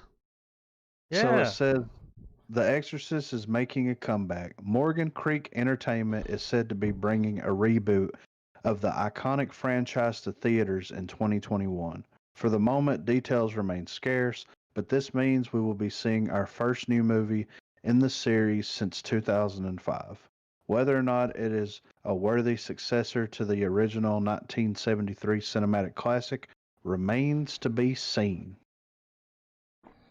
Well, I mean, how do you feel about that? Griffin, as a fan of The Exorcist, Griffin, and with our current gig of trying to, slowly figure, more articulate ways and criticizing of films and all that kind of shit, does that movie even remotely deserve to be updated? Would updating it to modern filmmaking standards, is it a story that anyone's going to enjoy? Because the thing with to me with the original Exorcist is that it was a product of its time in a way, with the way they did its practical effects, the way all that stuff from Linda Blair's performance, all of that. Is that I mean, how can they up the ante? Here's a better way. Are you looking at a 1-1 reboot? Or are you gonna, go ahead and set your expectations low and just go, all right, it's gonna be a possession movie, and it's gonna have all these weird, current geopolitical, not geopolitical, but societal fucking undertones. I mean, I think that they're just going to take it into left field. I don't think it's going to be a 1-for-1. I think they're going to take it into left field, and I think that it's perfect. The original Exorcist is perfect. That's what I was sitting here thinking, dude. Even if this movie is fucking terrible, you still got the original. No matter what they do, because they put out other ones. There was, it wasn't that long ago. I can't remember what date you said, but that one, they did the one, and it was kind of connected to it. But it's still, but none of that ruins the original. No, it doesn't ruin the original, but it's one of those things where it's like, if you want people to experience this, then re-release the film in theaters. 4K master. Yeah, remaster it and put it in theaters. Yeah. Like, it doesn't need to, because it holds up. Dude, I've watched it recently, and it is a fucking masterpiece. And it hits all the right notes, dude, because, like, once you see the stuff start to develop, once you see the kind of breakdown and the possession start to occur, it's not cheesy. It's not stupid. You have a woman who is sincerely concerned for her daughter, and she goes to the only place that she thinks that she can get help. And the last part of that film, like them going into the lion's den with this thing, is just cinematic fucking masterpiece, dude. The whole time. And then the way that it ends. They drive the demon out into the dude. It's like, you know what I mean? It's just update it. Not shoot a new movie, but like remaster that shit and release it, and like fuck the people that want a new one. I think that's all. Go ahead, man. I mean, cut you off. That's all. No, that's all I'm going to say about it. It just seems like the kind of film that's going to leave itself wide open to be reinterpreted with a lot of bullshit. Yeah, it's like, would you watch a remake of Taxi Driver? Well, I mean, we technically did, but that's besides the point. I'm not kid, but no, I would not want to watch another iteration of of De Niro fucking losing his shit, like his actual character, like that shit. Because I mean, I still argue that Joker is just Taxi Driver with DC properties put on it. Yeah. Well, yeah. But I mean, But it is Travis a Joker. Bickle. You know what I'm saying? No, Well, I wouldn't want to see that done in any other way. And just because the whole thing about that film, even though you're following him pursue the girl throughout most of the movie and the ups and downs of his trials with that shit, that movie ultimately builds up to him saving Jodie Foster. And those last couple of minutes, because it's such a left turn too, because you're thinking, oh man, this dude's about to lose his shit and start killing everybody. That's just the whole time you're like, he's about to fucking go falling down on all this shit. yeah. And he does, but like a military cannon, it's aimed with fucking precision on these people that deserve it. With intent. It went, yeah. You thought it was going this way, and it's like, no, we're taking this exit right here. No, he's about to go in here and fucking save his kid. Like, and he does it with fucking just sheer brutality, man. Some of the headshots in that movie, fucking irked me. Like, I mean, think about like just that practical effect in and of itself. A typical headshot in a film, from a war movie to now. Like, there are moments where you're like, okay, like in like say a John Wick film where he's getting headshot after headshot. Heads are falling back, a little bit of blood. Heads, and then you see it play out in these really high tense dramas where a gunshot meant something and not like a million gunshots. So when he starts killing these motherfuckers and he's popping them and shit, it makes you like kind of recoil a little bit. You're like, it's fucking going down, Yeah. Speaking of practical effects, though, The Exorcist. Yes. That fucking spider walk, That's why I'm like, leave it alone. Yeah. Her coming down the steps. God damn. Oh my god, dude, that shit. And she's just an upside down face coming at the fucking camera. Yeah. Like. But how many movies do you think, like The Exorcist is one of those movies that, like, how many times have people been sitting around making a movie and they're like, that one shot in The Exorcist? We want to do it like that. It's like, okay, yeah. Oh, yeah, no problem, dude. We know exactly what you're going for. It just... And you've also got to take into account, too, man, that movie, for a mainstream film that came out and did what it did, like, the vulgarity in it was part of the reason why it got so much acclaim. Yeah. Now that same vulgarity is just oversaturated in movies now. It's not going to hit that. It's not going to achieve the dramatic effect that it did in the original film. Nope. Not like it did in the 70s. Like, like in an era where people probably obviously talked and said shit like that, but in the keeping up with the Jones level of interacting with one another, like for a bunch of people to sit in one room and watch a character be like, your mother sucks dicks in hell, or, just saying like, or the fucking crucifix scene. The head turning around. Or whatever. The head like, fucking turning all the way around, dude. Like, yeah, and it's a little girl that does all this too. You know what I mean? It's the ultimate creepy kid movie, dude. Like,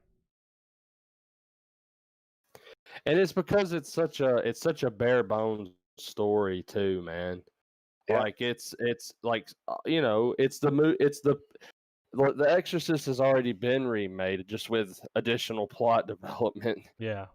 As unnecessary as it is, because I mean, it's very bare bones. Kids got some fucked up symptoms. The mother's concerned. They've been trying. They think she's possessed now. And dude, the fucking scene where the kid shows up and just pisses all over the fucking place, and everyone just kind of is like, just all that shit, man. Yeah. See, people look back on that now, and it's not a big deal. No. But in that time, there's always been these avant-garde, vulgar movies that have come out, but they weren't promoted, I don't think, on the level that The Exorcist was. It won a Academy Award. Did it? It held the title of like the scariest movie ever made for quite some time. Yeah. Or I mean, as far as by mainstream films are concerned. This is so it won for Best Adapted Screenplay and Best Sound Mixing. It got nominated for Best Actress, Best Picture, Best Supporting Actress, Best Director, Best Supporting Actor, Best Cinematography, Best Production Design, and Best Film Editing. A horror movie. No horror movie's ever done that. Ever. I mean, and they made this little kid look like she was rotting from the inside out, dude. Yeah. That scene of her Like, on the bed so fucking creepy. where she's sitting there and her head's turned around.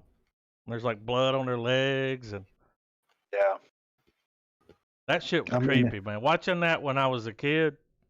Yeah. Because I saw that shit when I was a kid, man, and that shit was fucking. Yeah. And I've said it before several times on the podcast, but that was one of those films that me and my dad watched every Halloween because it is like the horror film. You know what I mean? You've got like cult horror classics, you've got slasher films and all this stuff. But like that set the bar so high in the 70s, dude. 73, dude, it made almost $500 million. I mean, in the box office. It's a fucking anomaly. And they're not going to be able to recapture that lightning at all. It's just not going to happen. The only way it's going to happen is the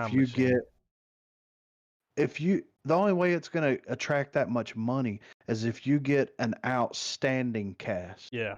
To draw people into it. Well, it would need not only a great cast, of course, but in an era where digital editing is just pretty much the standard now, it would need to be a passion project where these people, where the filmmakers would want to purposely dial it back and try to take practical effects but make it fresh. Like, don't lead us into the same head turn. Don't, come up with new inventive ways. With new techniques, Greg man. Nicotero, get Nicotero and Savini on this shit, man. That we've Have never them seen go before. Balls to the wall with it. That when you like, see it, you like, how did they fucking do that? And you could go so far too, man, as to like, as it's approaching, the end of the film, and they've been encountering the fucking demon all throughout and shit. When they have what Griffin's called the lion's den moment, they fucking just go into this room, dude, and like, the fucking demon's been fucking with them. So when they go in, they just see this shit that's just like ate the fucking room up, like this fucking, crazy looking, gross ass, demonic fucking shit going on, and you got the fucking kid in the middle. Yeah. I mean, if this does happen, because it's still up in the air, I want to do a Was It Worth It? All right. I think that we owe ourselves that. Oh, yeah, we got to watch The Exorcist, so that's perfect. I mean, if anything, to exercise it the fuck out of our memory if it sucks. Go ahead and knock that shit out and be done with it, And who knows, man? And you would think this movie would be an easy green light and easily cast and done, because this is a movie you could bang out in a fucking month, dude. Yeah. If everybody is doing their fucking job, you could film an Exorcist film very fucking quickly, because it's not like cheap. It's not like you would need a whole lot, unless you were to do like, very very vivid fucking set pieces and shit. Yeah. Dude, the makeup design is so good in that original on that kid. Like, it is just, I want to see it on Blu-ray. I know they've released it on Blu-ray. I was going there right now. 45 years. That movie's been out. Because when did they have? There was an anniversary where they did the 45 years, and that's just. I know there's a Blu-ray release, and you know that shit's got to look amazing. $10. $10? Wait, hold on right here. The Exorcist Complete Anthology. And it has The Exorcist. It's got all the Exorcist films in them. It's $240 on Blu-ray. I mean, you ain't got to do all that. Because, I think I'm gonna have to pass. I'd like to pick up this Blu-ray Ultraviolet, the one that's got the extended director's cut. It's got the original theatrical release. That Blu-ray, is that the one that's $10? No, that one is extended director's cut and original theatrical version on Blu-ray is 54 and multiple format, which is the Blu-ray and ultraviolet, is $85. Ah, damn. That's the 40th anniversary cut of it. Is it the steel book? Because they got it in a steel book. Yeah, that's it. Oh, Yeah. I But want to see it on Blu-ray. you can get the and this, whenever I type in Amazon, this always comes up. I don't know why, but they have the 4K Apocalypse 6-disc collection. $20 on Amazon right now. Just so you know. I know it's getting off topic, but Best Buy's got a steelbook Blu-ray for $13. I don't know what versions you get, but it's the steelbook. really? Yeah. It says it's sold out right now, but Let's see, special edition Blu-ray.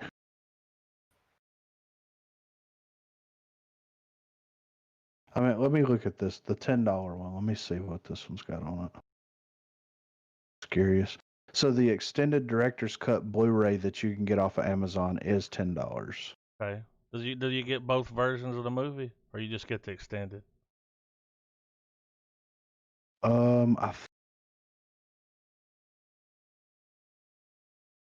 I'm not finding it, but I'm not sure. But I mean, the extended version is the one I always watch anyway. Yeah. Because it adds more of that fucked upness that builds up to the Lion's Den. And they cut the guy that's in it, the motherfucker, hold on.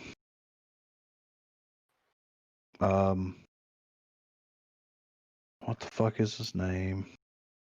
Not Father Marin, but Father Karras. Mm-hmm. He's played by Jason Miller.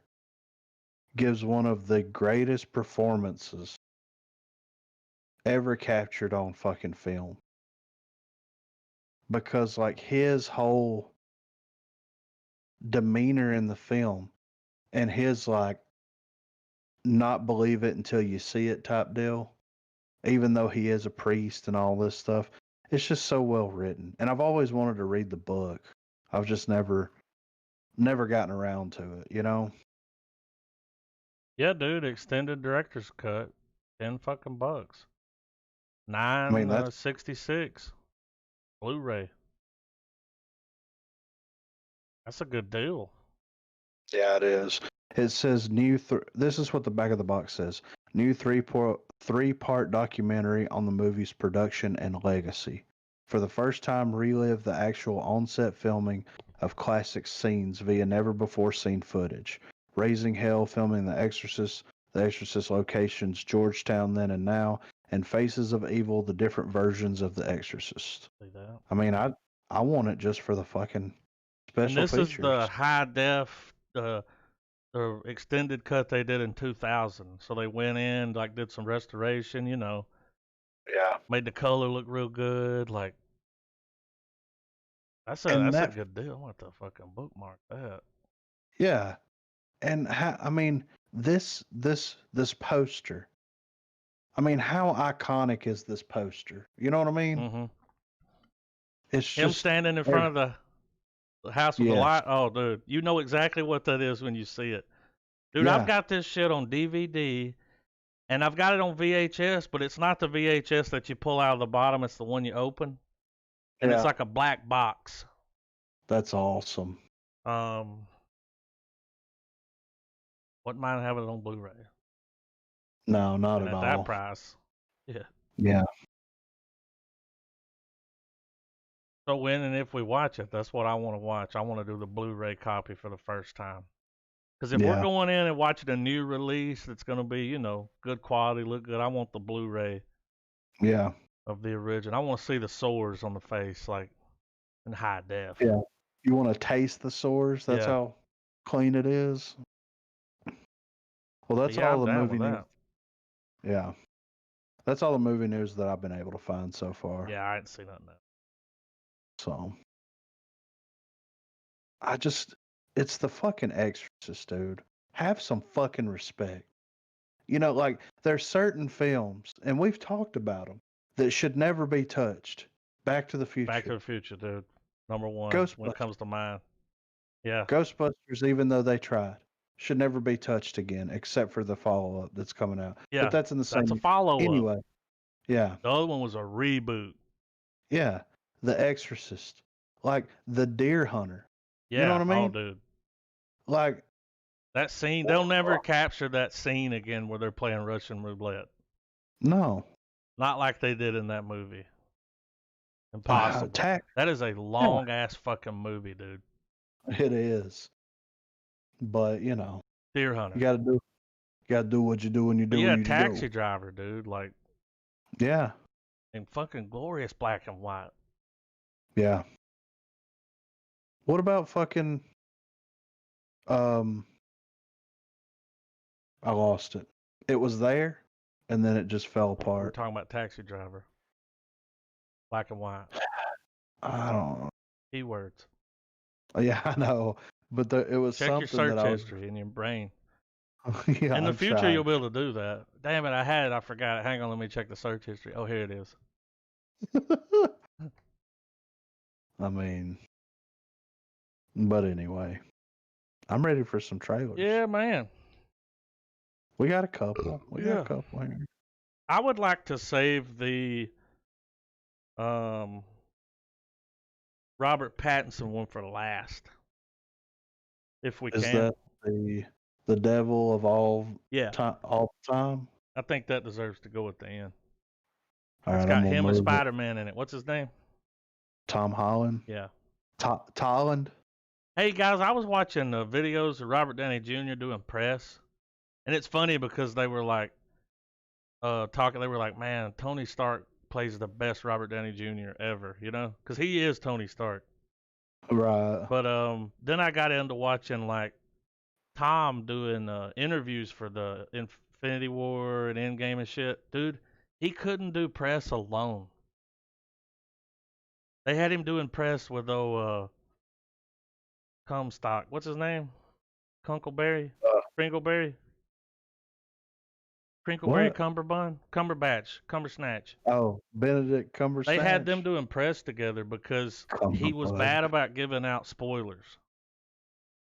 And it happened in one interview. They're sitting there talking together, and he's like, "Well, you know, one day we were on set with Dave Bautista and Chris Pratt, and he was like, because it, you know, it was like, whoa, dude, like, yeah, people aren't supposed to know you're in a scene with them yet. Yeah, it's like, come on, man. So they wouldn't even let him read the script, y'all. The script that he would get had everything blacked out, but his part that he was doing and the other part, and they would black out the name so he couldn't see who he was talking to. That's funny. Spoiler alert, because he was just really bad when he was doing interviews. He would let shit slip. Yeah. I mean, but you know, he's a kid. Yeah, and he's excited, dude. Yeah, I'd be excited. It's amazing to see that much excitement from like an industry that's like. Well, and he was a Spider-Man fan when he was a kid, dude. He had and he still has it. When he was like 5 or 6, he had a little Spider-Man long sleeve shirt, you know, like what you'd wear to go to bed or something. Yeah. And he still had it, and he was holding it up. He's like, "Oh, Mom kept it." And it's like, dude, you fucking played Spider-Man, dude. Yeah. That's fucking nuts. Spider-Man, man. But yeah, I'm ready for this first trailer here that looks very interesting. What is it? The War with Grandpa. Robert De Niro and Christopher Walken. This is a pair, you know? Yeah. I like that first comment. It says, "This is after the Irishman once he gets his daughter's trust." Wow. Are y'all ready? Yes. The War with Grandpa. Here we go. 3, 2, 1, play. PG? Yeah, it kind of looks like a kid movie. It's got this guy in it.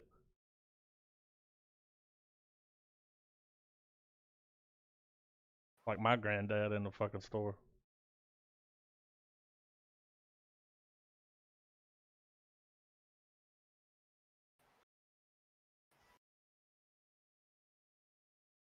Oh my god. Oh my god. Pow!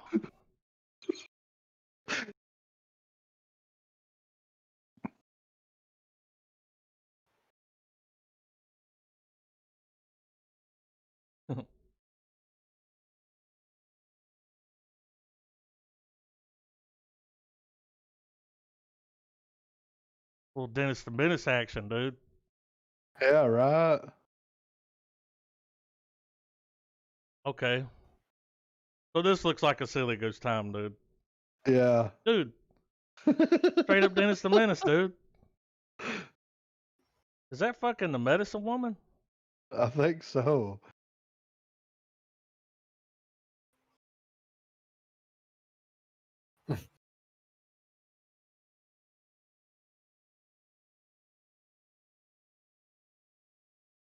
No way he could ride that.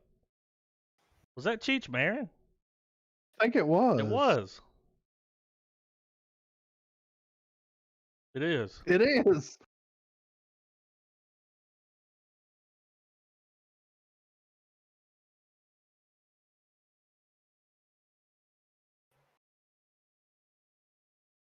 I recognize that boy, dude.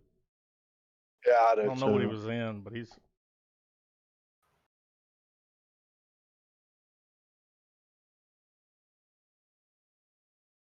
This looks great, dude.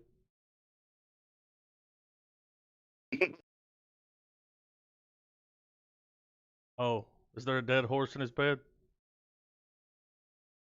Oh, shit. I mean, it looks fucking like a silly fucking family film. It looks like a good family film with a lot of nods to movies maybe only the adults know. Yeah. Yeah. They're going to put the little Easter eggs in there for all the Yeah. adults.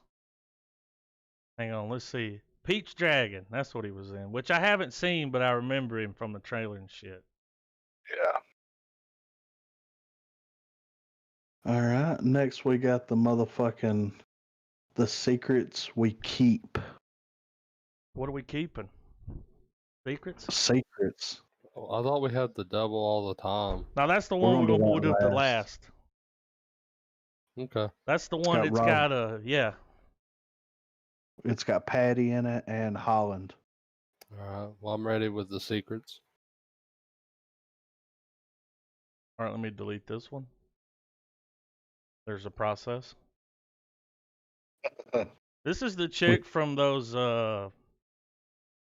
Remember they did the series? It was a series of books, Dragon Tattoo. Yes. And she played in both. She did the American version and the what was it? Oh, the Swedish? It was Swedish, that's it. I actually liked those. I don't think I saw all of the American release, but I did watch the original on Netflix. It was pretty good.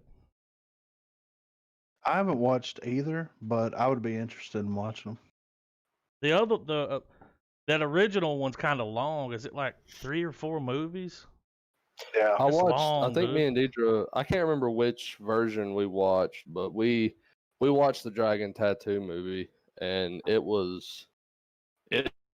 felt like a fucking year and a half passed when it was over. Dude. But yeah, I'm ready for The Secrets We Keep. Ready?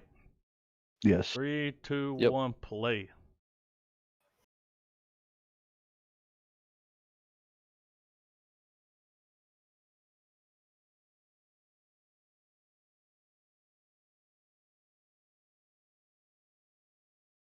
Purdy.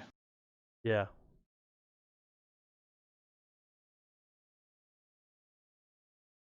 Oh. Oh.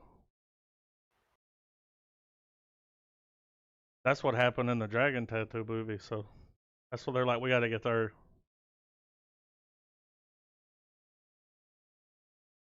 Oh, she runs into him.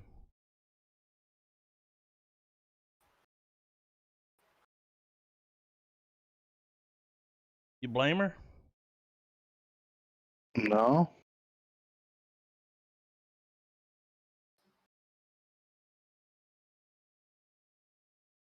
Oh.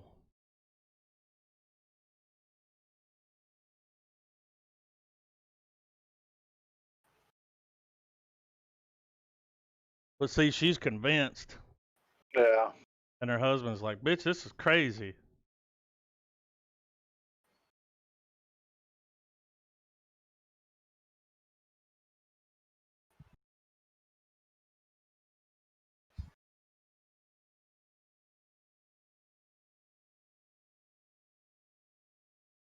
Man.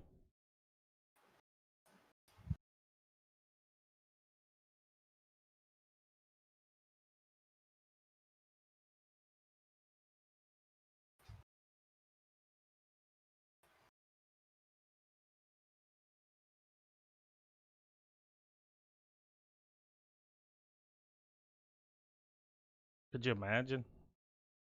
No. Oh, here we go. Wouldn't that be terrible but she's damn sure of it. I mean, that whistle is... Yeah. In that pitch video, they were like, think Saving Silverman, but not funny. Yeah, but serious. I want to check it out. It looks interesting and like a thrill ride from beginning to end. I'm excited to watch this trailer. I like this comment. It's like Stoners decided to produce a remake of The Purge. All right. Cool Vince Vaughn action. I like his mustache. Ready when y'all are. All right, 3, 2, 1, play.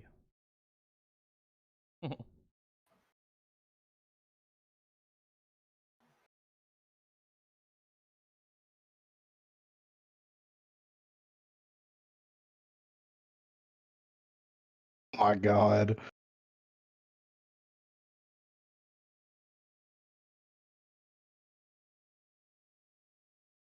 It's old dude from Righteous Gemstones. Yeah. I was just sitting here trying to figure out where he was from.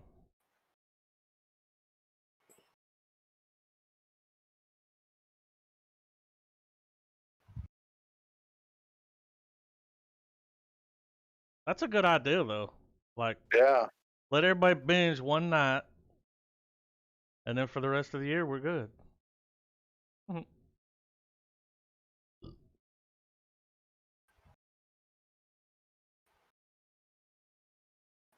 Oh, they knocked him out. Oh my God.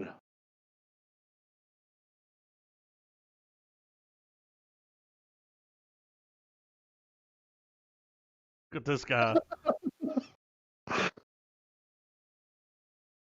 He must be their stoner friend.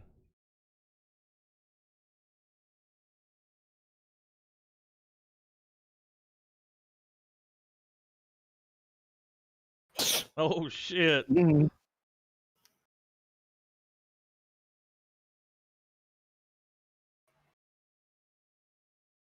They're not going to let him ride.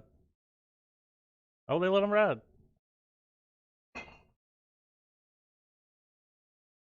This looks funny, guys. Yeah. Got that super bad kind of vibe, you know? Oh my God.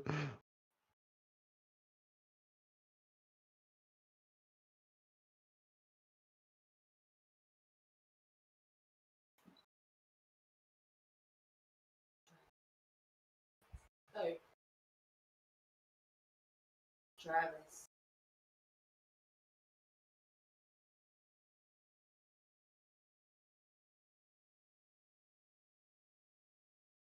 I mean, it looks funny, man. Yeah.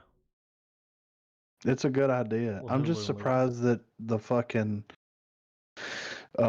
Franco and Rogan didn't get a hold of that idea first. Because that sounds something perfect. That's what I was like, super bad, like. Yeah. Or the one with the kids. Yeah. Which was also funny.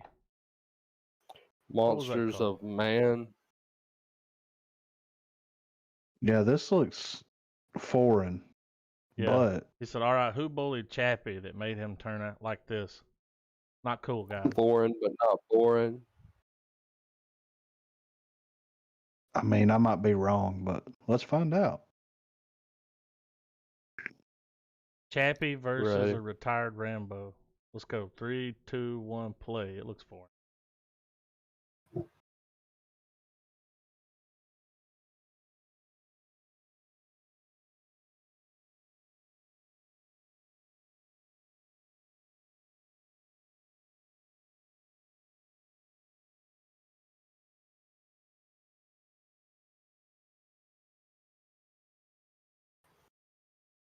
Those kind of look like Chappie. Yeah.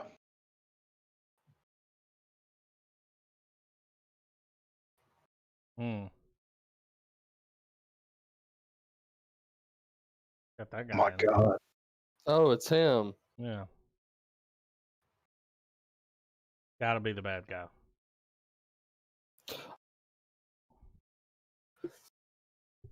Oh, shit. If that's how these robots are gonna move in the actual movie, I'm down because that's Yeah, it looks fucking cool. creepy.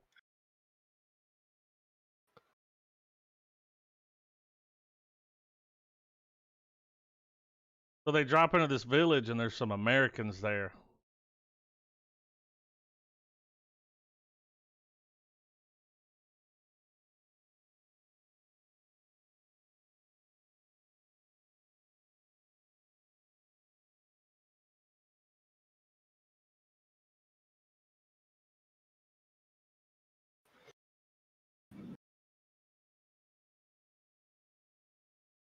This movie is Apex Legends, the movie.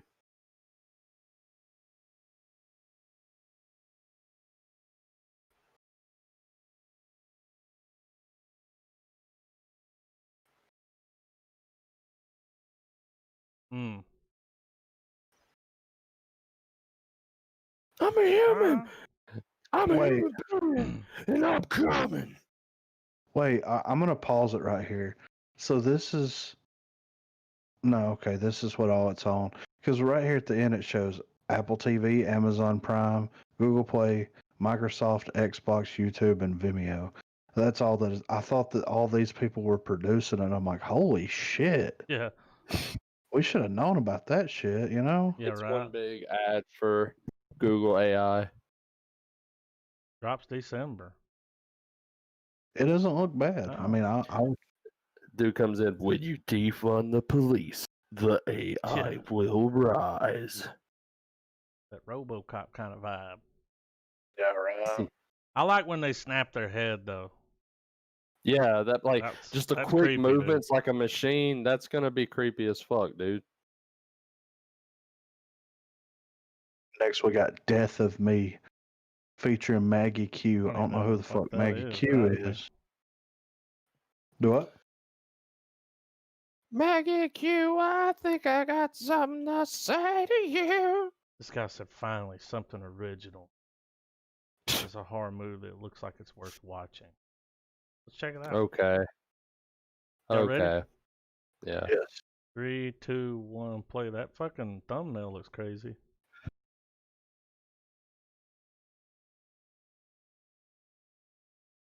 Saban Films. You mean the Power Rangers? Yeah. Saban Films. Yeah. We're Same not company talking that Roll did Tide Jay Saban, and are Bob we? reboot. Okay. Oh. Wait.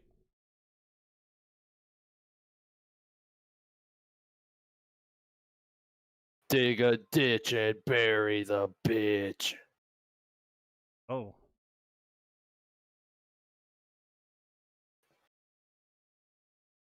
Yeah. What the fuck?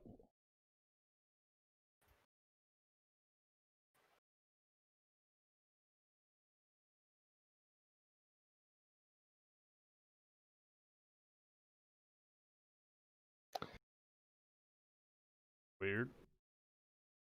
You are Jambi.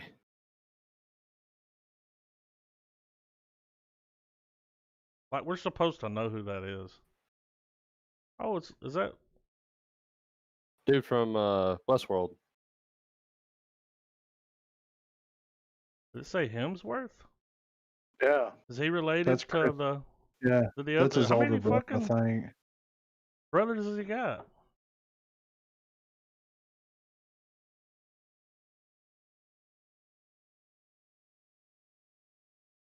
Oh my God! Look, dude, it's bodies everywhere. I mean, something's going on here.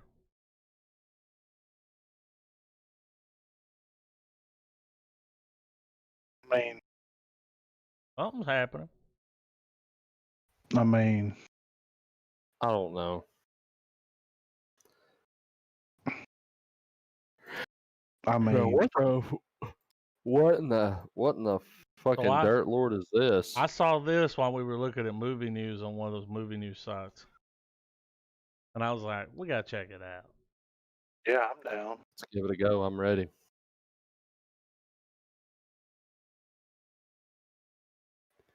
All right, 3, 2, 1, play. Guessing this is a documentary. 'Cause he does wrestle.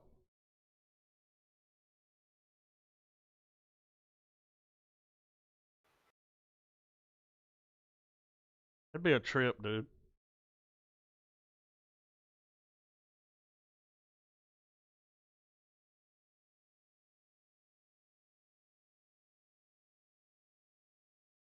It's the Beyond the Mat of David Arquette, dude.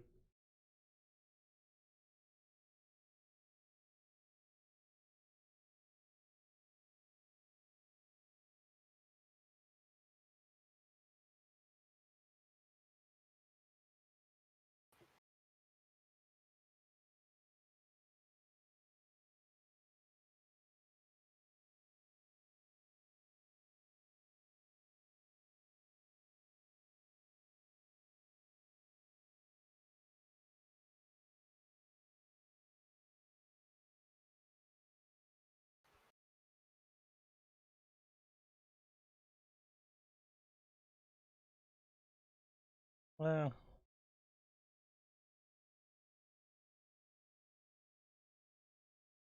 damn. I never realized he had a heart attack. Oh. Wrestling's not fake. There you go.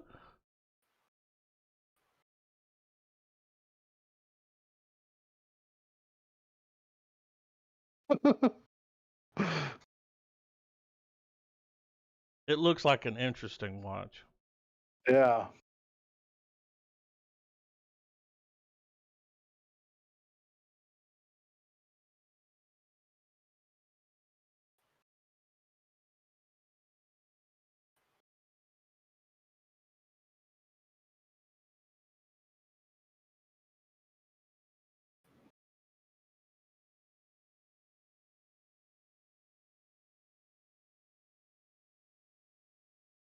Storage units. He just went and got his costume out of storage. Yeah. So I was going to say. Getting a little okay.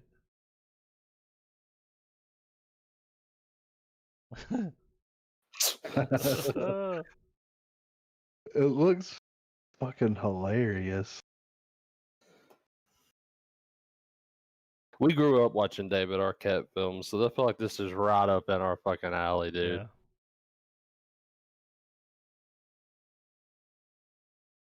He even did a callback to Wrestling's not fake. one of the funniest fucking old movies ever.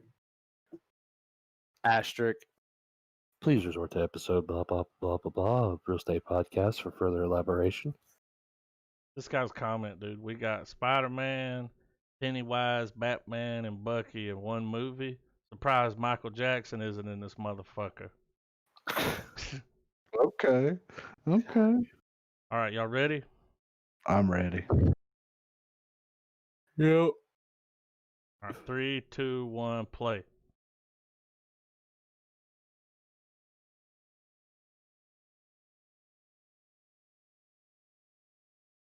Please tell me he's got a southern accent. Oh yeah, dude, listen. They all got one. Mm. Wait till you hear our Pats. That's Pennywise, ain't it? Yeah.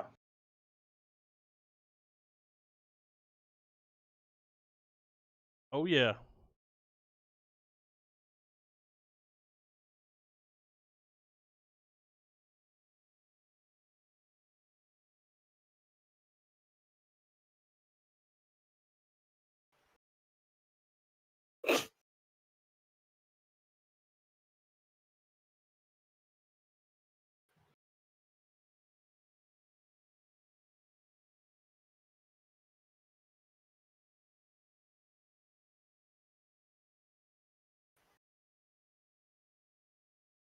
That dude always plays a creep.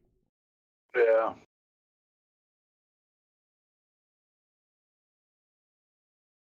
Hear that voice, dude? Yeah. Is that a horny toad? I think So it it was. sounds like it's talking. Look at his. Oh shit!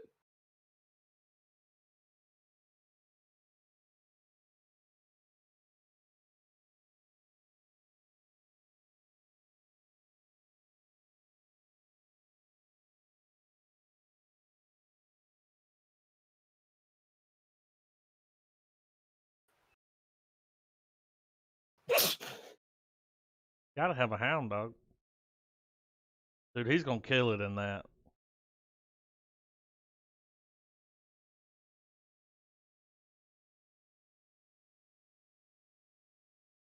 Shit, I think they're all gonna do it, man.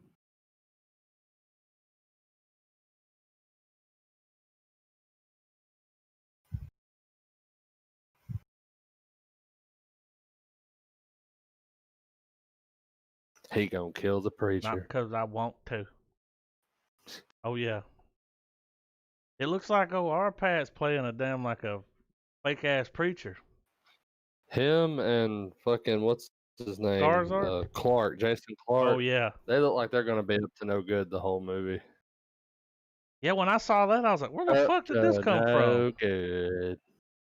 That movie just came out of nowhere. I wish it wasn't coming out in September. I wish it was coming out this weekend. Yeah, like we could watch it on the next episode. It looks fucking amazing. I'm telling y'all, dude. as soon as Oh, it yeah. comes out, we gotta peep it. Yes. It looks like a throwdown from some up and comers, man. I love Yeah. that the Pattinson's getting into these roles, man, where, you know, Lighthouse, like this looks like something Well, like, Well, you know what this is. I mean, even though these are probably obviously going to be, in terms of cinema, better films than a Batman film, I feel like a lot of this is FaceTime to get him in the public eye for Batman and And it's try a to have fucking- these notions that he like can act shit, his ass off. shit. Well, yeah, stuff to be like, man, this motherfucker's got chops. Because I mean, The Lighthouse was fucking great, but it came out what, last year? And a lot of people's not gonna watch that.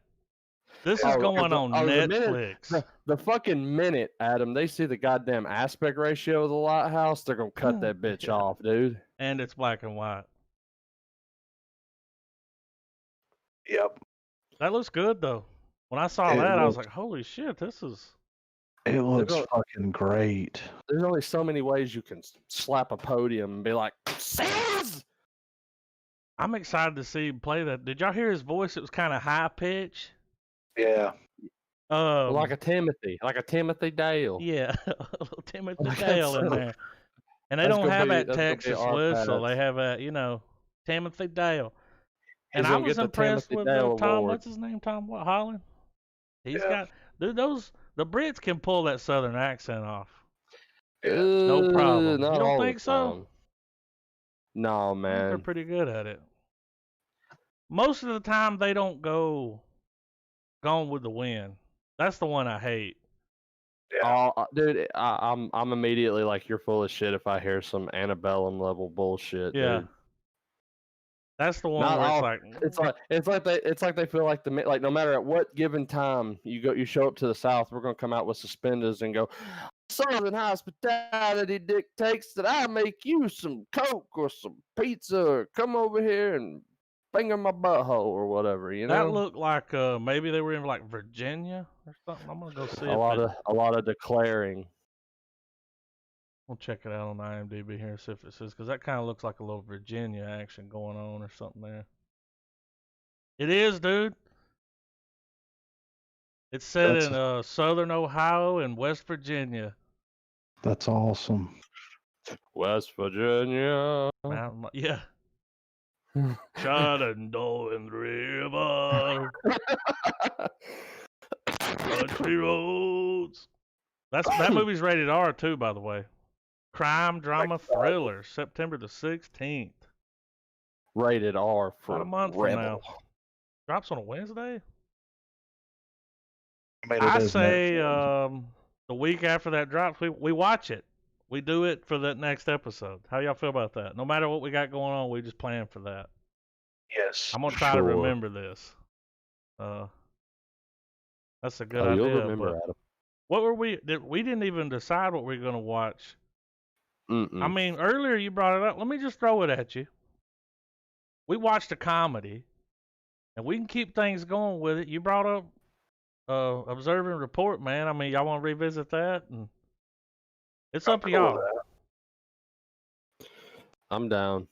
I mean, if you got anything else, then throw it at me. But what I'd like to do, also, I watched the first 5 episodes of Umbrella Academy. I think, Griffin, have you seen it all? Both seasons? Yeah, I finished I watched the first. So what I'm going to do is I'm going to cram the rest of this, and then I'm going to check out, what's it, Doom Patrol?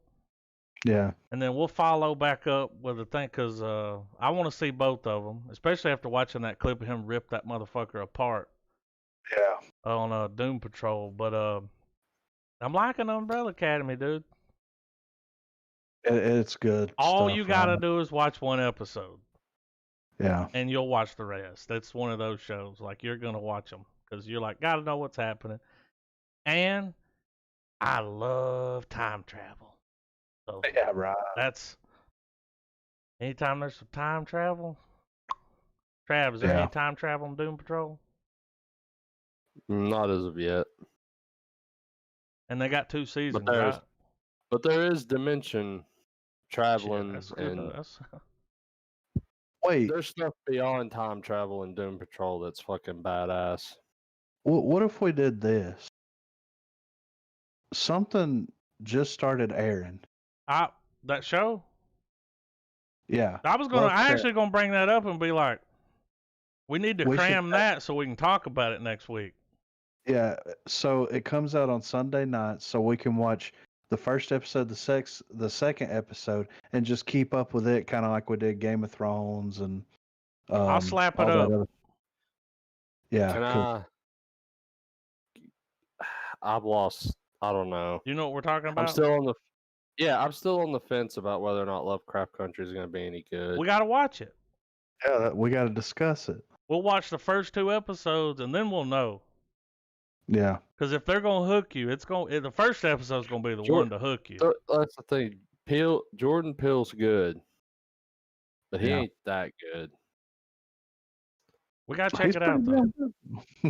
Well, Lovecraft's some pretty hardcore shit, and it's already some fucking. That's some strong waters to navigate through. But I mean, especially. Well, I mean, the trailer looked pretty good. HBO, dude. Let's check it out. If we don't like it, we'll stop watching it. You would think that, like, as much as I've been harping on wanting cosmic horror and everything, that I would be fucking in the saddle for this. But, like, I don't think we will ever get the top of cosmic horror, Lovecraft, like Eldritch style creatures and shit.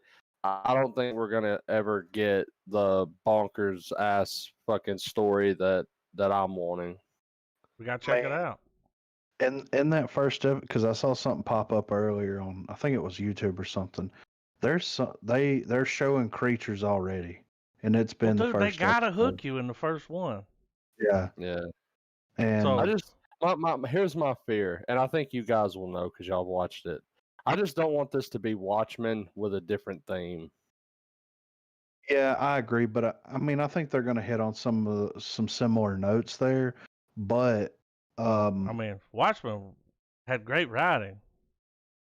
Yeah. So if it's structured that way, but then it had the benefit of good writing and like, you know, a familiarity that's already there with some of the established Watchmen stuff and everything. And with Lovecraft, though, we've only had these bits of movies where they've more or less referenced him, instead of just a full-on, this is what we're doing, dog. Like, I kind of like the Call fact of that it's fucking taken Cthulhu. place in the time period that it is. I like that a little bit. Like that kind of makes me want to watch it more, you know. Well, the trailer piqued my interest whenever it started kind of diverting into these different timelines. Yeah. Like, there's some shit going on in the 50s, and then there's some shit going on in another time, and then there's, you know, all of that Roman times, whatever, you know, ancient, whatever. Yeah. Well, what I'll do is I'll go ahead and get that first one up, and then when the other one drops, I'll put it up. And I mean, if we can't all get the second one in, then we can't. But if the first one's great, then you'll watch the second one. As soon as you're able to get it, you'll be like, okay, I want to. And then we'll know after that. And then, you know, if we don't want to move on with it through the pod, like if we're split or something and we don't want to cover it every week, we don't have to. But well, no, man. I say clutch, we should burn through it, whether or not one of us or all of us doesn't like it or not. I'm gonna keep watching it. Probably. That way we can keep it a. If I'm gonna go through the trouble of getting it, I'm gonna watch it. Well, if it's a TV show that, like, if it sucks ass, we need to be able to at least justify why it sucks ass. We're talking. Did they do? What were you talking about a minute ago? Watchmen. They did Watchmen, right? Mm-hmm. Yeah. They also did. What was that other show? God damn it! I just had it. Robots. Lost. Mm-mm. Oh, Westworld. Yeah, they do. I mean, they're, you know, let's give it a chance. Let's see let's see what happens. Once again, I will reiterate, y'all should finish and get caught up on Westworld. Gotta finish it, but it's 3 seasons. That's on my list. Well, it's on your list. Season 3 is a scattered fucking mess of a season, but you're gonna love the ride all the way through. See, I watched. Like, you're gonna the first season, and I watched 2 episodes or 3 of the next season, but it's been so long now, I got to backtrack a little bit. Yeah. Well, I'm probably not going to watch the first season, but I might do like the last 2 episodes of the first, just to refresh my memory before I. Yeah. You know what I mean? And season 3 though, fucking, it's almost, it's so. I saw the trailer. It's almost like it's not even the same show anymore. Yeah, it looked completely different. Like it, but I mean, it's still a snowball from season 1, man, with fucking Dolores and all that shit. So do y'all want to do that? We'll do Observe and Report, because I mean, it's a comedy, so we'll talk about our favorite moments, and then we'll just beg people to watch it, and then we can come in with the Lovecraft and talk about that. Yeah. That sound good? Down. Yep. We'll check it out. Y'all got anything else you want to say?